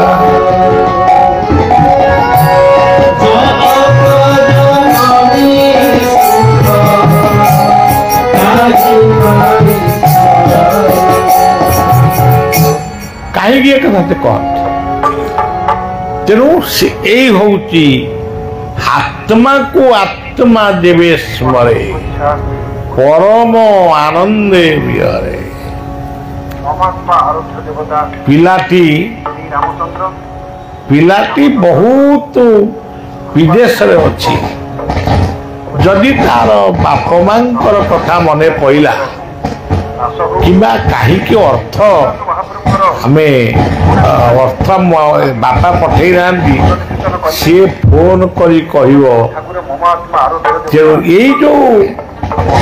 यही जो भल पाइबा बा स्मरण करिबा यही होउची आत्मा को आत्मा जेबे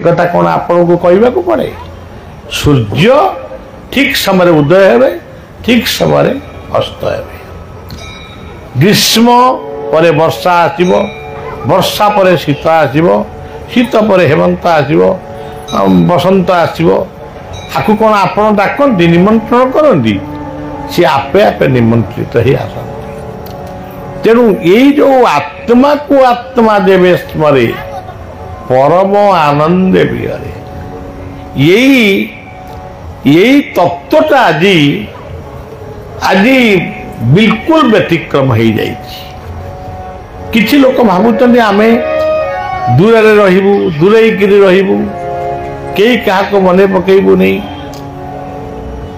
माँ खोजुची संतान को अरे तू बहुत दिन है आसीनु मो आखि फुटी गलानी तू शीघ्र आ किंतु आपण माने बेले बेले कौन कहती ଏବଂ ଆପଣମାନେ ନୁହେଁ କିଛି ଲୋକ କହିବେ ପୁଅ ପରୀକ୍ଷା ସେ ଝିଅ ପରୀକ୍ଷା, କିନ୍ତୁ ଯେତେବେଳେ ପରୀକ୍ଷା ସରିକି ଆସିଲା ବେଳକୁ ସେତେବେଳକୁ ମା ଗଲେନି।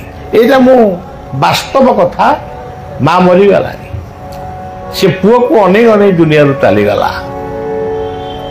ତେଣୁ ଆତ୍ମାକୁ ଆତ୍ମା ଦେବେ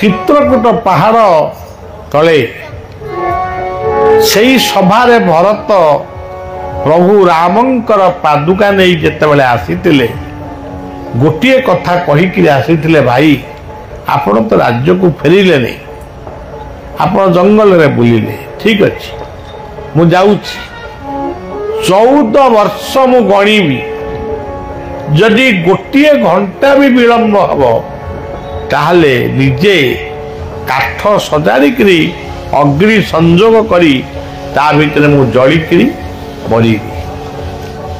ପ୍ରକୃତରେ ଭରତ ଅଗ୍ନି ସଂଯୋଗ କରିବାକୁ ଯାଉଥିଲେ, ସାରୁ ମର୍ଯ୍ୟାଦା ପୁରୁଷୋତ୍ତମ ରାମ ଆସି ଭରତ ହାତରୁ ସେ ନିଆଁ ବରିଆକୁ ଫୋପାଡ଼ି ଦେଇଥିଲେ, କହିଥିଲେ ଭରତ ମୁଁ 14 ବର୍ଷ ପୁରୀକି ଆଜି ଫେରିଛି, ଗୋଟେ ବାଟରେ ଆସୁ ଆସୁ ଘଣ୍ଟାଟାଏ ଡେରି ହେଲା। ତେଣୁ ଏଇ ହେଉଛି ଆମ ପୁରାଣ ମାନଙ୍କରେ ଯେଉଁ କଥା ବର୍ଣ୍ଣିତ ଅଛି। ଏଇଠି ଯେଉଁ ଆମେ ଜଗନ୍ନାଥଙ୍କର କଥା ଶୁଣୁଛେ, କେଇ ଜଣେ ସନ୍ଥ କି ମହାତ୍ମା କହୁଛନ୍ତି, ଆପଣ ଦେଖନ୍ତୁ କେମିତି ଶାଲବେଗଙ୍କର ସେଇ କଥାଟି ଏଇ ହେଉଛି, ମତେ ଲାଗେ ଏଇ ହେଉଛି କଥା।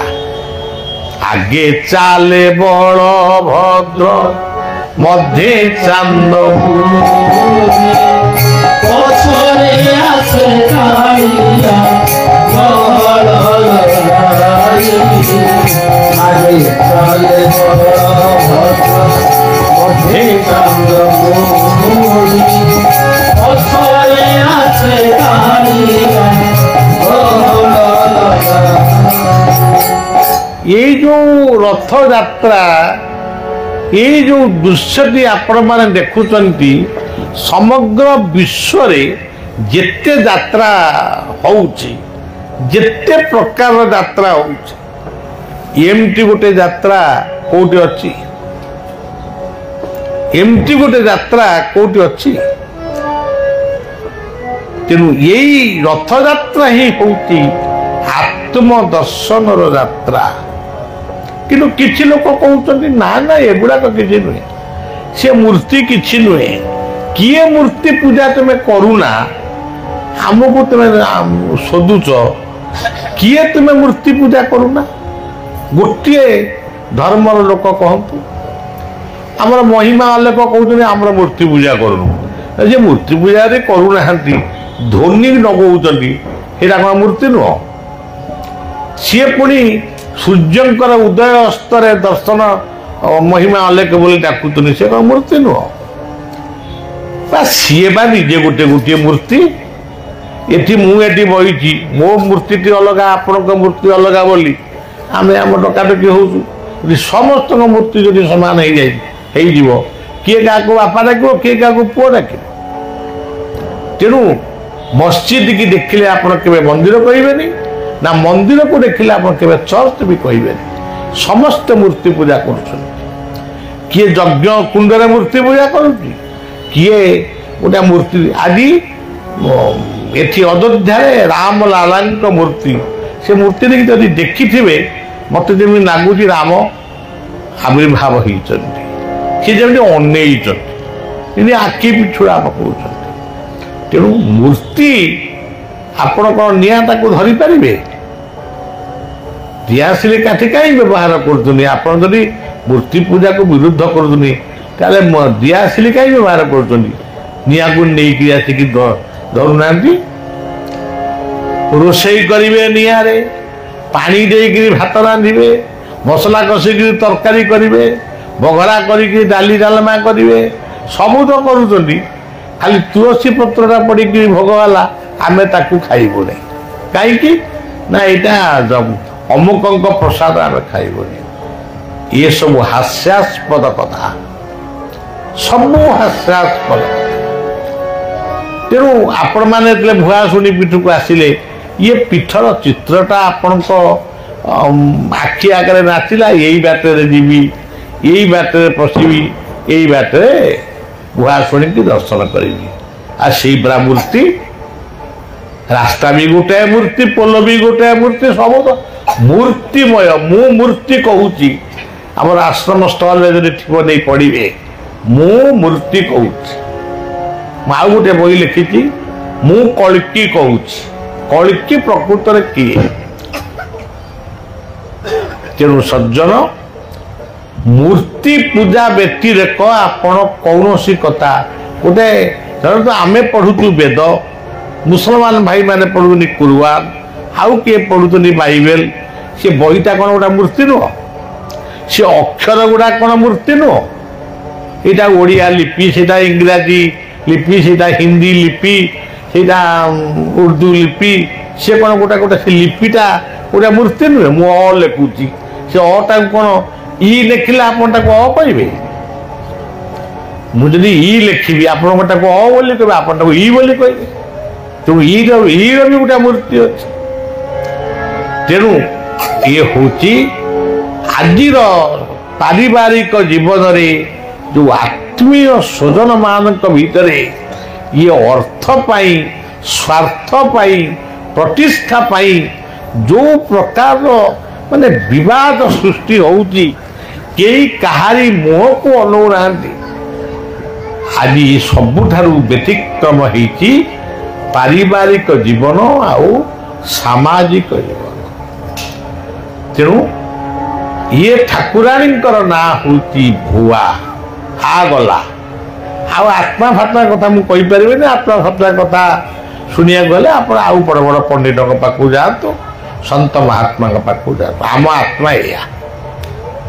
ଗୁରୁ ଖୋଜୁଛନ୍ତି ଶିଷ୍ୟଙ୍କୁ, ଶିଷ୍ୟ ଖୋଜୁଛନ୍ତି ଗୁରୁଙ୍କୁ।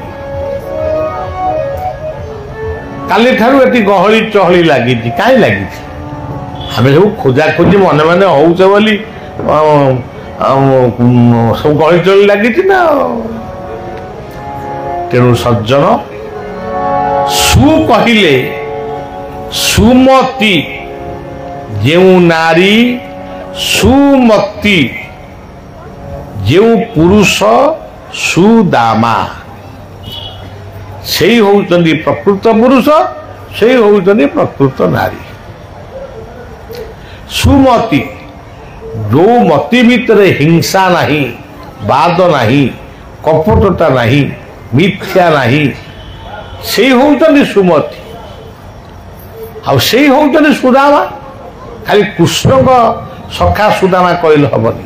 ସେଇ ହେଉଛନ୍ତି ସୁଦାମା, ଯେଉଁ ପୁରୁଷମାନଙ୍କ ଭିତରେ ଅହଙ୍କାର ନାହିଁ, ଯିଏ ଗରିବ ହେଲେ ବି ଦାନୀ, ସେ ଗରିବ ହେଇପାରନ୍ତି କିନ୍ତୁ ଦାନ କରନ୍ତି, ସେଇ ହେଉଛନ୍ତି ସୁଦାମା। ମୁଁ ସୁଦାମା ଚରିତ୍ର କହିବାକୁ ଚାହୁଁନି, ସମୟ ଲାଗିବ। ଆଜି ଗୋଟେ ଭଲ ଦିନ, ବିଭିନ୍ନ ସ୍ଥାନରେ କାର୍ଯ୍ୟକ୍ରମ ସବୁ କ'ଣ କରୁଛନ୍ତି। ଏଇ ଦେଖନ୍ତୁ, ଆଜି ଗୋଟେ ଆନନ୍ଦ ଦିନ, ଦୀପାବଳି ଭଳି ବାଣ ଫୁଟୁଛି।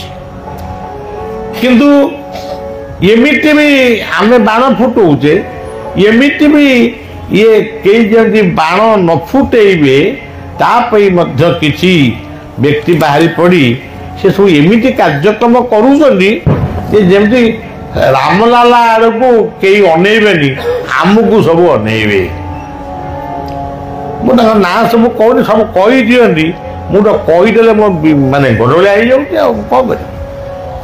ତେଣୁ ମାନେ ଏଇ ଯେଉଁ ଘୋଡ଼ାର ଶିଙ୍ଗ ନଥାଇକି ଯେଉଁ ଆମେ ସେଇ ଶିଙ୍ଗ ନଥିବା ଘୋଡ଼ା, ସବୁ କଥା ଜାଣୁଛୁ। କିନ୍ତୁ ଆଜି ଏମିତି କଥା ସବୁ ଚାଲିଛି। ଆଜି ନ କଲେ ସେ କଥାଟା ହେଇନଥାନ୍ତା ନା, ସେ ଜାଣିକିରି ଆଜି କରିବେ। ତେଣୁ श्रीराम जय राम श्री राम जय राम जय जय राम श्री राम जय राम जय जय राम श्री राम जय राम जय जय राम। ଆପଣ ଦେଖନ୍ତୁ ରାବଣଙ୍କର ରଥରେ ସୀତା ଯାଉଛନ୍ତି, ସେଥିରେ ଗୋଟେ ପକ୍ଷୀ ମଧ୍ୟ ସାଙ୍ଗୁଣା ପକ୍ଷୀ ଜଟାୟୁ ପକ୍ଷୀ ସିଏ ମଧ୍ୟ ତାକୁ ବିରୋଧ କରୁଛନ୍ତି।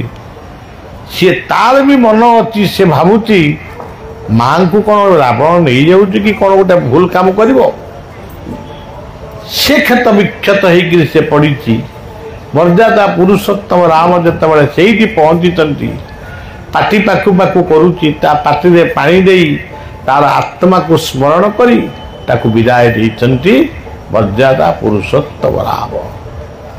ତେଣୁ ପଶୁ ପକ୍ଷୀ କେତେବେଳେ ଯଦି ଏଇ ଭୁବନେଶ୍ୱରରେ ଗୋଟେ କୁକୁର ଯଦି କାହାକୁ କାମୁଡ଼ି ପକେଇଯିବ, କୁକୁରଟା ଗୋଟା କ'ଣ ହେଲା ଗଲା ଗୋଟେ ଚାଲିଲା, କୁକୁର ମାନଙ୍କୁ ମାର। ମୁଁ ନିଜେ ଦେଖିଛି କୁକୁର ମାନଙ୍କୁ ମରା ହେବା ପାଇଁ ଗୋଟେ ନିର୍ଦ୍ଦିଷ୍ଟ ସରକାରଙ୍କ ସମୟରେ ଏସେମ୍ବଲି ଭିତରେ କୋଶ୍ଚିନ୍ ହେଲା କେତେ କୁକୁର ମରା ହେଇଛି। ସେଠୁ ହିସାବ ଦେଲେ, ଯେଉଁ ଲୋକଟି ହିସାବ ଦେଲେ ମୁଁ ତାକୁ ପଚାରିଲି, ମୁଁ ଗଣି ଗଣିକିରି ମାଇଲ ନାଇଁ ଗୁଡ଼ା ପଚାରିଲା, ଆମେ କହିଦେଲୁ ଆଉ କ'ଣ କରିବୁ। ଏଇ ହେଉଛି ମିଛୁଆଙ୍କର ଗାଲୁଆଙ୍କ ବାରବାରୀ ଚାଷ। ଯିଏ କହିଥିଲେ ସିଏ ଆଉ ନା, ସେ ଗଲେଣି। ଆଚ୍ଛା, ଏବେ କୁକୁର 6ଟାଙ୍କୁ ବିଷ ଦେଇକିରି ମାରିଦେଲେ ବୋଲି ଗୋଟେ ସେଥିପାଇଁ ତାଙ୍କୁ ଗୋଟେ କ'ଣ ସେଇଟା ହେଉଛି କାଟନ୍ତି, କ'ଣ ତାକୁ କହନ୍ତି, ପୋଷ୍ଟମର୍ଟମ କରାହେଉଛି। ବର୍ତ୍ତମାନ ସେ କୁକୁରକୁ କିଏ ମାଇଲେ ତା ପାଇଁ ବର୍ତ୍ତମାନ ଆରେ କ'ଣ କରିବ, କୁକୁର ରହିଲେ ଭୁଲ, କୁକୁରଙ୍କୁ ମାଇଲେ ଭୁଲ, କୁକୁର ବଞ୍ଚିଲେ ବି ଭୁଲ, ଏ କ'ଣ କରିବ। ଆଉ ଗୋଟେ ଗୋଟେ ଲୋକ ଅଛନ୍ତି, ତମେ ନାଲି ପାଣି ଟାଙ୍ଗି ଦିଅ କି ନୀଳ ନାଲି ପାଣି ଦେଲେ କୁକୁର ଆଉ ଆସିବେନି। କିନ୍ତୁ କୁକୁରମାନଙ୍କ ସଂଖ୍ୟା ବଢ଼ିଗଲେଣି, ନାଲି ପାଣି କିନ୍ତୁ ବାବୁମାନଙ୍କ ଘରେ ଟଙ୍ଗା ହେଇଛି। ଯେଉଁମାନେ ଶିକ୍ଷାବିତ୍ ପାଠ ପଢ଼ିଛନ୍ତି ସେମାନେ ମଧ୍ୟ ଏ କଥାକୁ ବେଶୀ ଗ୍ରହଣ କରୁଛନ୍ତି। ତେଣୁ ସଜ୍ଜନ ସେମିତି ନୁହଁ। ଗୋଟେ ଆପଣ ଦେଖିବେ କାହା ଗୋଟେ ପେଟ କାମୁଡ଼ିଲା, ତାକୁ କ'ଣ ନା ଔଷଧ ହେଇଛି।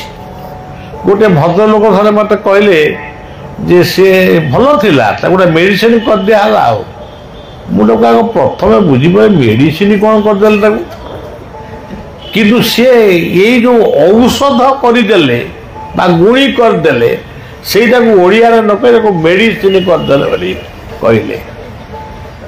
ମୁଁ ଆଉ କିଛି କହିଲେ କ'ଣ କହିବା, ସେଟା ବାବୁ ଲୋକ, ବହୁତ ଦିନ ତଳର କଥା ଏଇଟା। କିନ୍ତୁ ଏସବୁ ନୁହେଁ। ଯେଉଁଠି ଆପଣମାନେ ଭଗବାନଙ୍କର ନାମ କରିବେ, ହନୁମାନ କ'ଣ କିଛି ପଦକ ପକେଇଥିଲେ? ଯେଉଁ ନାମ ଧରି ପବନର ସୁତ ଦେଇ ସମୁଦ୍ର ଆଣିଲା ସଂକେତ, ସେ କୋଉ ନାମ? ରାମ ନାମ। हे राम हे राम हे राम हे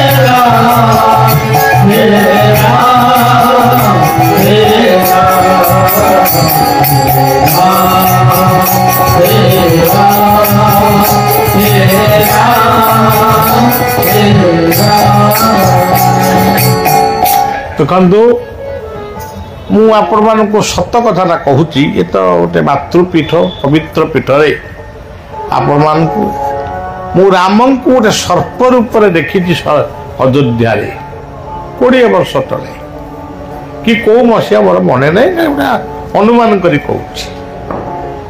ସେ ସର୍ପ ଠିଆ ଗୋଟାଏ ନଦୀର ପ୍ରଖର ସ୍ରୋତ ଭାସି ଯାଉଥାଏ ପ୍ରଖର ସ୍ରୋତ, ଯେଉଁଥିରେ ଗଛ ଡାଳ ସବୁ ଭାସିକି ଚାଲି ଯାଉଥାଏ। ସେତିକି ବେଳେ ଇଏ ସେବକ ସରଜୁ ନଦୀରେ ସ୍ନାନ କରି ମୁଁ ଆଞ୍ଜୁଳାଏ ଜଳ ରାମଙ୍କ ଉଦ୍ଦେଶ୍ୟରେ ଅର୍ପଣ କରିଛି। ସେ ସର୍ପ ସେମିତି ଠିଆ ହେଇକିରି ସେ ସ୍ରୋତ ପାଖରେ, ସେ ସ୍ରୋତ ଭିତରେ ରହିଲା। ମୁଁ ଗାୟତ୍ରୀ ତର୍ପଣ କଲି, ତର୍ପଣ ସରିବା ପର୍ଯ୍ୟନ୍ତ ସେ ସର୍ପ ରହିଲେ।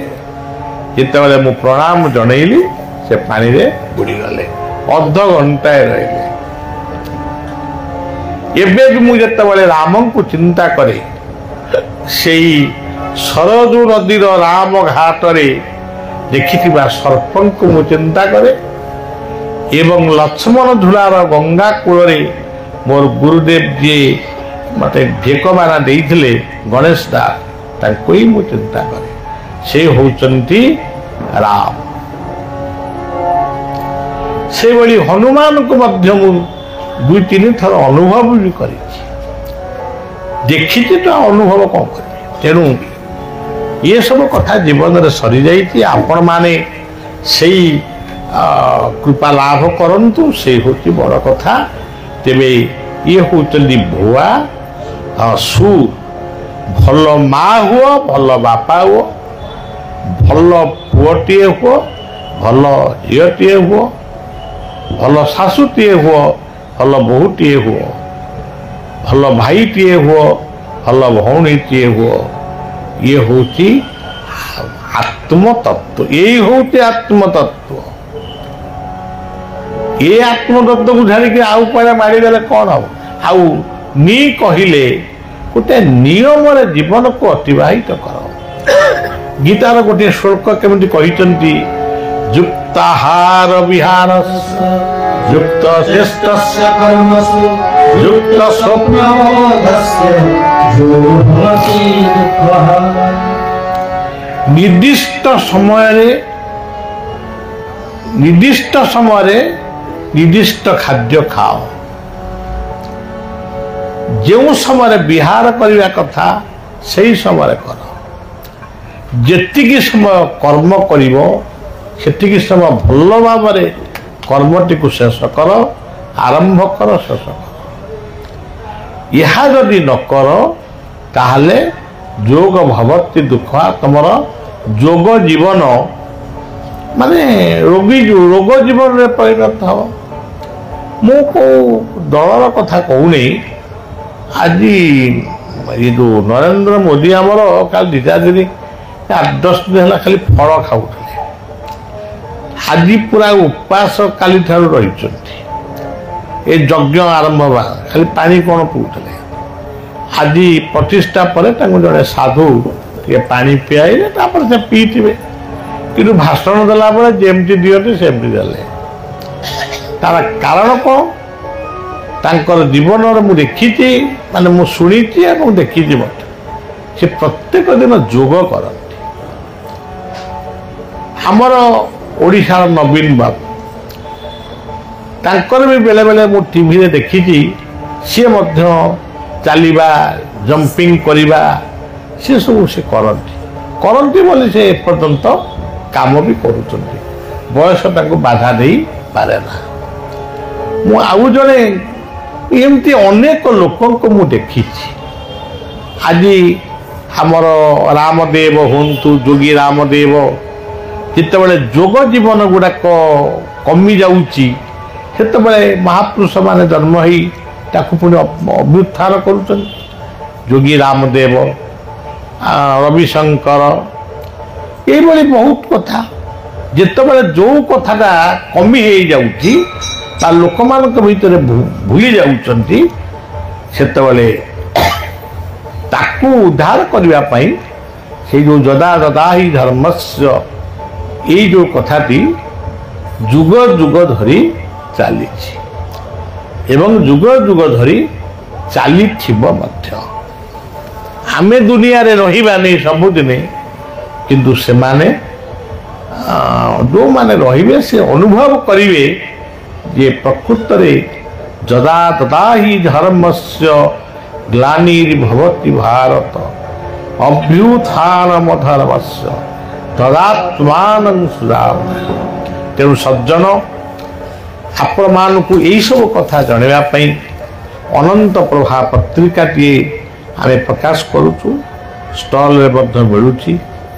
ଏବଂ ଗୀତା ଜୀବନ ବୋଲି ଗୋଟେ ବହି, ସେଥିରେ ବିଛଣାରୁ ଉଠିବା ଠାରୁ ଶୋଇବା ପର୍ଯ୍ୟନ୍ତ କେଉଁ କେଉଁ ମନ୍ତ୍ର ବ୍ୟବହାର କରିବେ ସେ ଛୋଟିଆ ବହିଟି ବି ଅଛି। ଗୀତା ବହିଟିଏ ଯାହା ହଉ ଭଲ ମନ୍ଦ ଆମକୁ ଯେମିତି ଆସେ ଲେଖା ହେଇ, ଗୀତା ବହିଟିଏ ସବୁବେଳେ ମୁଣ୍ଡ ପାଖରେ ରହୁ। ଏବଂ ଗୋଟେ ଅଣାକ୍ଷର ଯନ୍ତ୍ର, ଏ ଯନ୍ତ୍ରଟି ହେଉଛି ଆମର ଏଇ ଯେଉଁ ଅଚ୍ୟୁତାନନ୍ଦ ମହାପୁରୁଷଙ୍କର ଅନୁମୋଦିତ ଯନ୍ତ୍ର। ଯନ୍ତ୍ରଟିକୁ ଯଦି ନେବେ ତାକୁ ପିନ୍ଧିବେ ଏବଂ ସବୁବେଳେ ମନ ଭିତରେ ସେ ରାମ ହୁଅନ୍ତୁ କୃଷ୍ଣ ହୁଅନ୍ତୁ ସବୁ ତ ଗୋଟିଏ, କିଛି ନହେଲେ ଖାଲି ଜଗନ୍ନାଥ ଜଗନ୍ନାଥ କହିଦେଲେ ବି ହେବ। ତେଣୁ ଯେତେ ବା ଯେଉଁ ଇଷ୍ଟଙ୍କୁ ଆପଣ ଭଲ ପାଉଛନ୍ତି ସେଇ ଇଷ୍ଟଙ୍କର ନାମ ନିଅନ୍ତୁ। ଜୀବନରେ ଗୁରୁ ଅପରାଧୀ କେବେ ବି ହେବେ ନାହିଁ।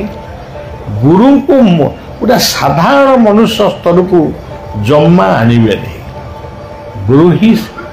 ଗୁରୁ ସାକ୍ଷାତ ପରଂ ବ୍ରହ୍ମ ବୋଲି ଆପଣ ପଢ଼ୁଛନ୍ତି। ଗୁରୁ ବ୍ରହ୍ମା, ଗୁରୁ ବିଷ୍ଣୁ, ଗୁରୁଦେବ ମହେଶ୍ୱର, ଗୁରୁ ସାକ୍ଷାତ ପରଂ ବ୍ରହ୍ମ ତସ୍ମୈ ଶ୍ରୀ ଗୁରବେ। କିନ୍ତୁ ଆପଣମାନଙ୍କ ଭିତରେ ସବୁ କଥା କରୁଛନ୍ତି, ମାନେ କ'ଣ ନ କରୁଛନ୍ତି। ବାହାଘରରେ ଲକ୍ଷ ଲକ୍ଷ ଟଙ୍କା ଖର୍ଚ୍ଚ କରୁଛନ୍ତି, 5 ଷ୍ଟାର 3 ଷ୍ଟାର ଫଟୋ, କାଲି ସବୁ ଏଗୁଡ଼ା ମୁଁ କହୁଥିଲି। କିନ୍ତୁ ଯଦି ଗୁରୁ ଆଶ୍ରମକୁ ଇଷ୍ଟାର୍ଘ୍ୟ ପଠାଇବା କଥା ହେବ, ତାଙ୍କର ପୂଜା ପାଇଁ ଆଉ ଗୋଟେ ଇଷ୍ଟାର୍ଘ୍ୟ ଦିଅ, ସିଏ ଭୁଆଶୁଣୀ ପୀଠ ହେଉ କିମ୍ବା ଜଗନ୍ନାଥଙ୍କ ମନ୍ଦିର ହେଉ କି ଗୁରୁ ପୀଠ ହେଉ, ସେତିକ କିନ୍ତୁ ଆପଣମାନେ କରିବା ପାଇଁ ମଧ୍ୟ କୁଣ୍ଠାବୋଧ କରୁଛନ୍ତି, ଭୁଲି ବି ଯାଉଛନ୍ତି। ତେଣୁ ଯେ ନିତ୍ୟ ଇଷ୍ଟ ଧର୍ମ ପାଳେ, ଯେଉଁମାନେ ଇଷ୍ଟାର୍ଘ୍ୟ ପାଳନ କରନ୍ତି, ଆଉ ଯେଉଁ ସମୟ ପାଉଛନ୍ତି ଅନନ୍ତ ପ୍ରଭା ପତ୍ରିକାଟି ପଢ଼ିବେ। ଅନନ୍ତ ପ୍ରଭା ପତ୍ରିକାର ଗ୍ରାହକ ହୁଅନ୍ତୁ। ଆମର ବିଶ୍ୱ ସନାତନ ସେବା ସଂଘର ମାନସୀ କନ୍ୟା ହେଉଛି ମୋର ପତ୍ରିକା। ଏବଂ ବର୍ତ୍ତମାନ ଯିଏ ଦାୟିତ୍ୱରେ ନେଉଛନ୍ତି, କିନ୍ତୁ ଏହାର ମୂଳ ସଂଘର ନାଁ ହେଉଛି ବିଶ୍ୱ ସନାତନ ସେବା ସଂଘ। ଏବେ ତାକୁ ଅନନ୍ତ ବଳିଆ ପରିବାର ବୋଲି କହୁଛନ୍ତି। ତାକୁ ମୁଁ ଏବେ ଆଉ ରଖିବା ପାଇଁ ମୁଁ ଚାହୁଁନି। ଯେହେତୁ ଗୋଟେ ବଳିଆ ନାଁଟା ଅଛି, ସେ ନାଁଟାକୁ କଟା ହେବ। ଆମର ସେଇ ବିଶ୍ୱ ସନାତନ ସେବା ସଂଘ ହିଁ ରହିବ। ବର୍ତ୍ତମାନ ପ୍ରଦୀପ ବାବୁ ଏଠି ଅଛନ୍ତି ବିଶ୍ୱ ସନାତନ ସେବା ସଂଘର ଦାୟିତ୍ୱରେ। ସେ ମହୁ ଚାଷ କରାଉଛନ୍ତି, ଅନନ୍ତ ପ୍ରଭା ପତ୍ରିକାକୁ ମଧ୍ୟ ବିକ୍ରୟ କରାଉଛନ୍ତି। ଆମେ ଗୋଟେ ନାରୀ କମିଶନ ଯେମିତି ଆମର ଚାଲିଛି, କ'ଣ ମହିଳା କମିଶନ, ସେମିତି ମହିଳାମାନେ ସୁରକ୍ଷିତ ହୁଅନ୍ତୁ, ପୁରୁଷ କମିଶନ ବି ଗଠନ ହେଉ। ଏସବୁ କଥା ଉପରେ ଆମର କାର୍ଯ୍ୟକ୍ରମ ସବୁ ଚାଲିବ। ଭାରତରେ ଆମେ ଗୋଟିଏ ରାଜାଙ୍କୁ ସମ୍ମାନ ଯେମିତି ଦେଉଛୁ, ଠାକୁର ରାଜା, ସିଏ ସବୁବେଳେ ସମ୍ମାନିତ ହେଇ ରୁହନ୍ତୁ। କିନ୍ତୁ ଯେଉଁ ରାଜାମାନେ ବିଭିନ୍ନ ସ୍ଥାନରେ ଅଛନ୍ତି, ତାଙ୍କର ଯଦି ରଥଯାତ୍ରା ହେଉଛି, ତାଙ୍କୁ ବି ସେଇଭଳିଆ ଗୋଟେ ସମ୍ମାନ ଦିଆଯାଏ।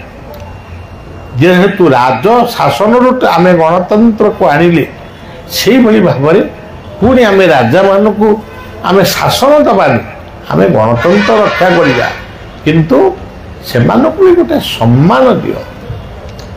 ତେଣୁ ଏ ବିଷୟରେ ଆମର ସବୁ କାର୍ଯ୍ୟକ୍ରମ ଚାଲିଛି, ଆଗକୁ ଚାଲିବ ମଧ୍ୟ। ଶେଷରେ ଆପଣମାନେ ଜୀବନରେ ଏଇ 2-3ଟା କଥାକୁ ମନେ ରଖିବେ।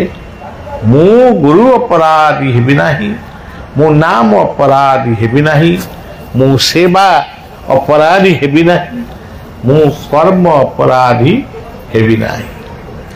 ଯଦି ଜୀବନରେ ଏଇ 4ଟା ଅପରାଧରୁ ଆପଣ ବିମୁକ୍ତ ନ ହୁଅନ୍ତି, ତାହେଲେ ଜୀବନର କୌଣସି ଭାଗରେ ଆପଣ ଏହାକୁ ଭୋଗ କରିବେ।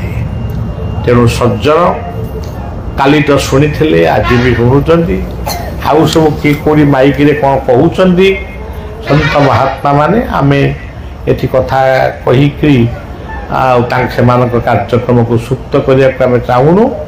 ଏଇ ଯେଉଁ ମା ଭୁଆଶୁଣୀଙ୍କ ଉଦ୍ଦେଶ୍ୟରେ जो पदे कथा कहली भू हा सु नी ये चारोटी अक्षर को यदि मन रखी जीवन सारा आम कमटी करवा जितेबाला पीठ को आसवा मुआशुणी उद्देश्य आम बाक्सटी ठुआई 5 टंका दबा कि प्रसाद टिके पाइबा प्रणाम जनइबा ये सब कथा निहाती दरकार दुनिया रे केते दिन किए बा रहिबो उड़ुछि काल संसार मने नाही की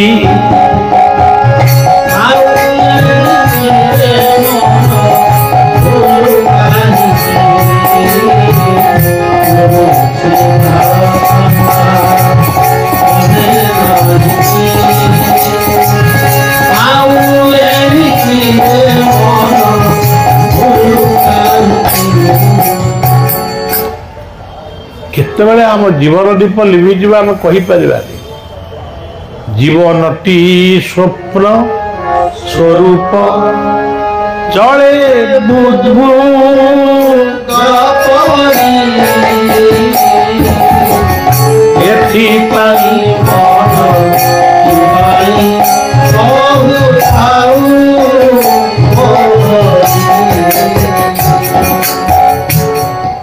जीवनटा स्वप्न आज अच्छी काली की रहिबो कि ना हमें ताको कहि परिबानी गीतार से ये जीवन जीवन वृक्ष को अस्वस्थ वृक्ष बोली कहा जाए आज अच्छी काली की रहिबो कि ना तेणु केतबेले बापा को छाड़ी पुओ पळेबो केतबेले पुओ को छाड़ी बापा पळेबो केतबेले स्त्री पळेबो केतबेले स्वामी पळेबो तेणु जम्मा समय को असदुपयोग करंतु नहीं कि ये मंदिर फंदिर गठन करी ये सब कथार मन न दे जो प्राचीन मंदिर कि प्राचीन कथा सब भांगी जाऊँगी ताकू बर सुरक्षित करने प्रदत्तवान हे आउ समस्ते भुवनेश्वर रुह दिल्ली रे रुह गछ लगे जगह नथिले फूल कुंड गुड़िए रख तुलसी गछ टीए रख ता द्वारा अम्लजान आपण पाइबे तेरी अम्लजान विहीन आम आम भी मेडिकल अम्लजान आपण मैंने ऑक्सीजन देकर बंचुं केते समय किंतु आम घरे आम अम्लजान तैयारी करवा सेटा हूँ सबुठारु बड़ कथा तेणु गछ बुछ आज आपण माने सहरीभिमुखी सहराभिमुखी होती किंतु गाँ जदि थाए गाँव खंडे घर करेंगे से रे मझे मझे पिलामानकु नहीं घरर गाँव आंब तोटा नई कूल बिल बगीचा ताकू सब टिके उपभोग करतु ता द्वारा आपणकर आयुष बढ़ गुरु गुरुजन मानकर आशीर्वाद पाइले आपण माने अनेक विपदरु मध्य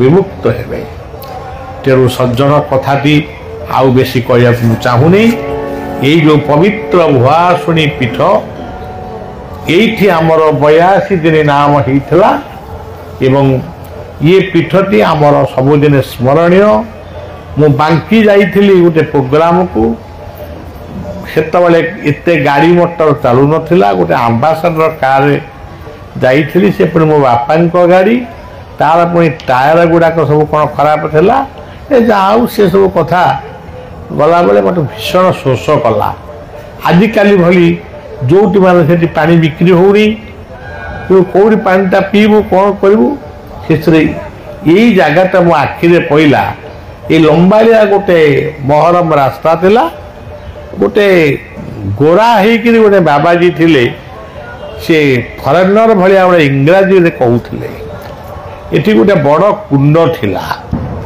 मु पानी पीवाई कहली गाड़ीटा को नेल मठ भाया देखा प्रकृत में पानी थिला एते सुंदर पानी ताको पी जवा पर तुमको अध घंटा पर भोक कर तेणु से मु कौन कहली सी बुझीपारे कि सी जहाँ कहले मुझीपारे खाली से कुंड कथा जो कहली ସେ କଥାଟାକୁ ଗୋଟେ ଏଡ଼େ ବଡ଼ କୁଣ୍ଡଟା କ'ଣ ଅଛି ସେ ଖାଲି କହିଥିଲେ ହଜାର ହଜାର ଋଷି ଦିନେ ଏଇ ଖଣ୍ଡଗିରି ପୀଠରେ ଯଜ୍ଞ କରିଥିଲେ, ସେମାନେ ବର୍ତ୍ତମାନ ଚାଲି ଯାଇଛନ୍ତି, ପୁଣି ସେମାନେ ଆସିବେ, ଏଇ କୁଣ୍ଡରେ ଘିଅ ଭର୍ତ୍ତି କରି ସେମାନେ ଯଜ୍ଞ କରିବେ। ଏମିତି ଗୋଟେ କଥା ମୋତେ ବୁଝେଇ ଦେଲେ। ପୁଣି ପରବର୍ତ୍ତୀ ସମୟରେ ଏଇ ଚନ୍ଦକା ଜଙ୍ଗଲରେ ମୁଁ ବୁଲିଥିଲି, ଏଇ ଯେଉଁ ନାଟୋ ଗେଟ୍ ବର୍ତ୍ତମାନ ଅଛି ସେଠି ମାଡ଼ ଖାଇଥିଲି, ଏବଂ ଏ ଯେଉଁ ଚନ୍ଦକା ଜଙ୍ଗଲରେ ହାତୀମାନଙ୍କ ମେଳରେ ମୁଁ ହାତୀମାନଙ୍କ ଭିତରକୁ ଯାଇନି, କିନ୍ତୁ ମୁଁ ଏମିତି ଦିନେ ଏଠି ଥିଲି, ପଇଡ଼ ପିଇକିରି ଅରକ୍ଷିତ ଦାସ ଗୁମ୍ଫାରେ ଥିଲି, ମହାରାଜ ଭାଲୁଙ୍କ ପାଖରେ କିଛି ସମୟ ବି କଟେଇଛି। ଏଇଭଳି ଆମ ଜୀବନ ଏ ଖଣ୍ଡଗିରି ସହିତ ସମ୍ପର୍କ ମାନେ ଥିଲା, ଆଜି ବି ଅଛି, ଆଉ ଆଗକୁ ରହିବ ମଧ୍ୟ। ତେବେ ଆପଣମାନେ ଏଠି ଆମର ଯେଉଁ ପାର୍ଶ୍ୱରେ ଯେଉଁ ଆଶ୍ରମ ଅଛି ସେଠି ସଂକ୍ରାନ୍ତି ପାଳିଟିଏ ହେଉଛି। ଆପଣମାନେ ଯେତେବେଳେ ଆସିବେ ଭୁଆଶୁଣୀଙ୍କୁ ଦର୍ଶନ କରିବେ, ସଂକ୍ରାନ୍ତି ପାଳିଟିଏ କରିବେ, ପ୍ରସାଦ ଟିକେ ପାଇ ଆନନ୍ଦରେ ଫେରିବେ। ଆଜି କଥାଟି ମୁଁ ଏଇଠି ରଖୁଛି। ଆଜି ରାମଙ୍କ ଉଦ୍ଦେଶ୍ୟରେ ଧୁନଟିଏ ପୁଣି କରିବା। हे रघुपति रामचंद्र सीतापते नाथ, हे रघुपति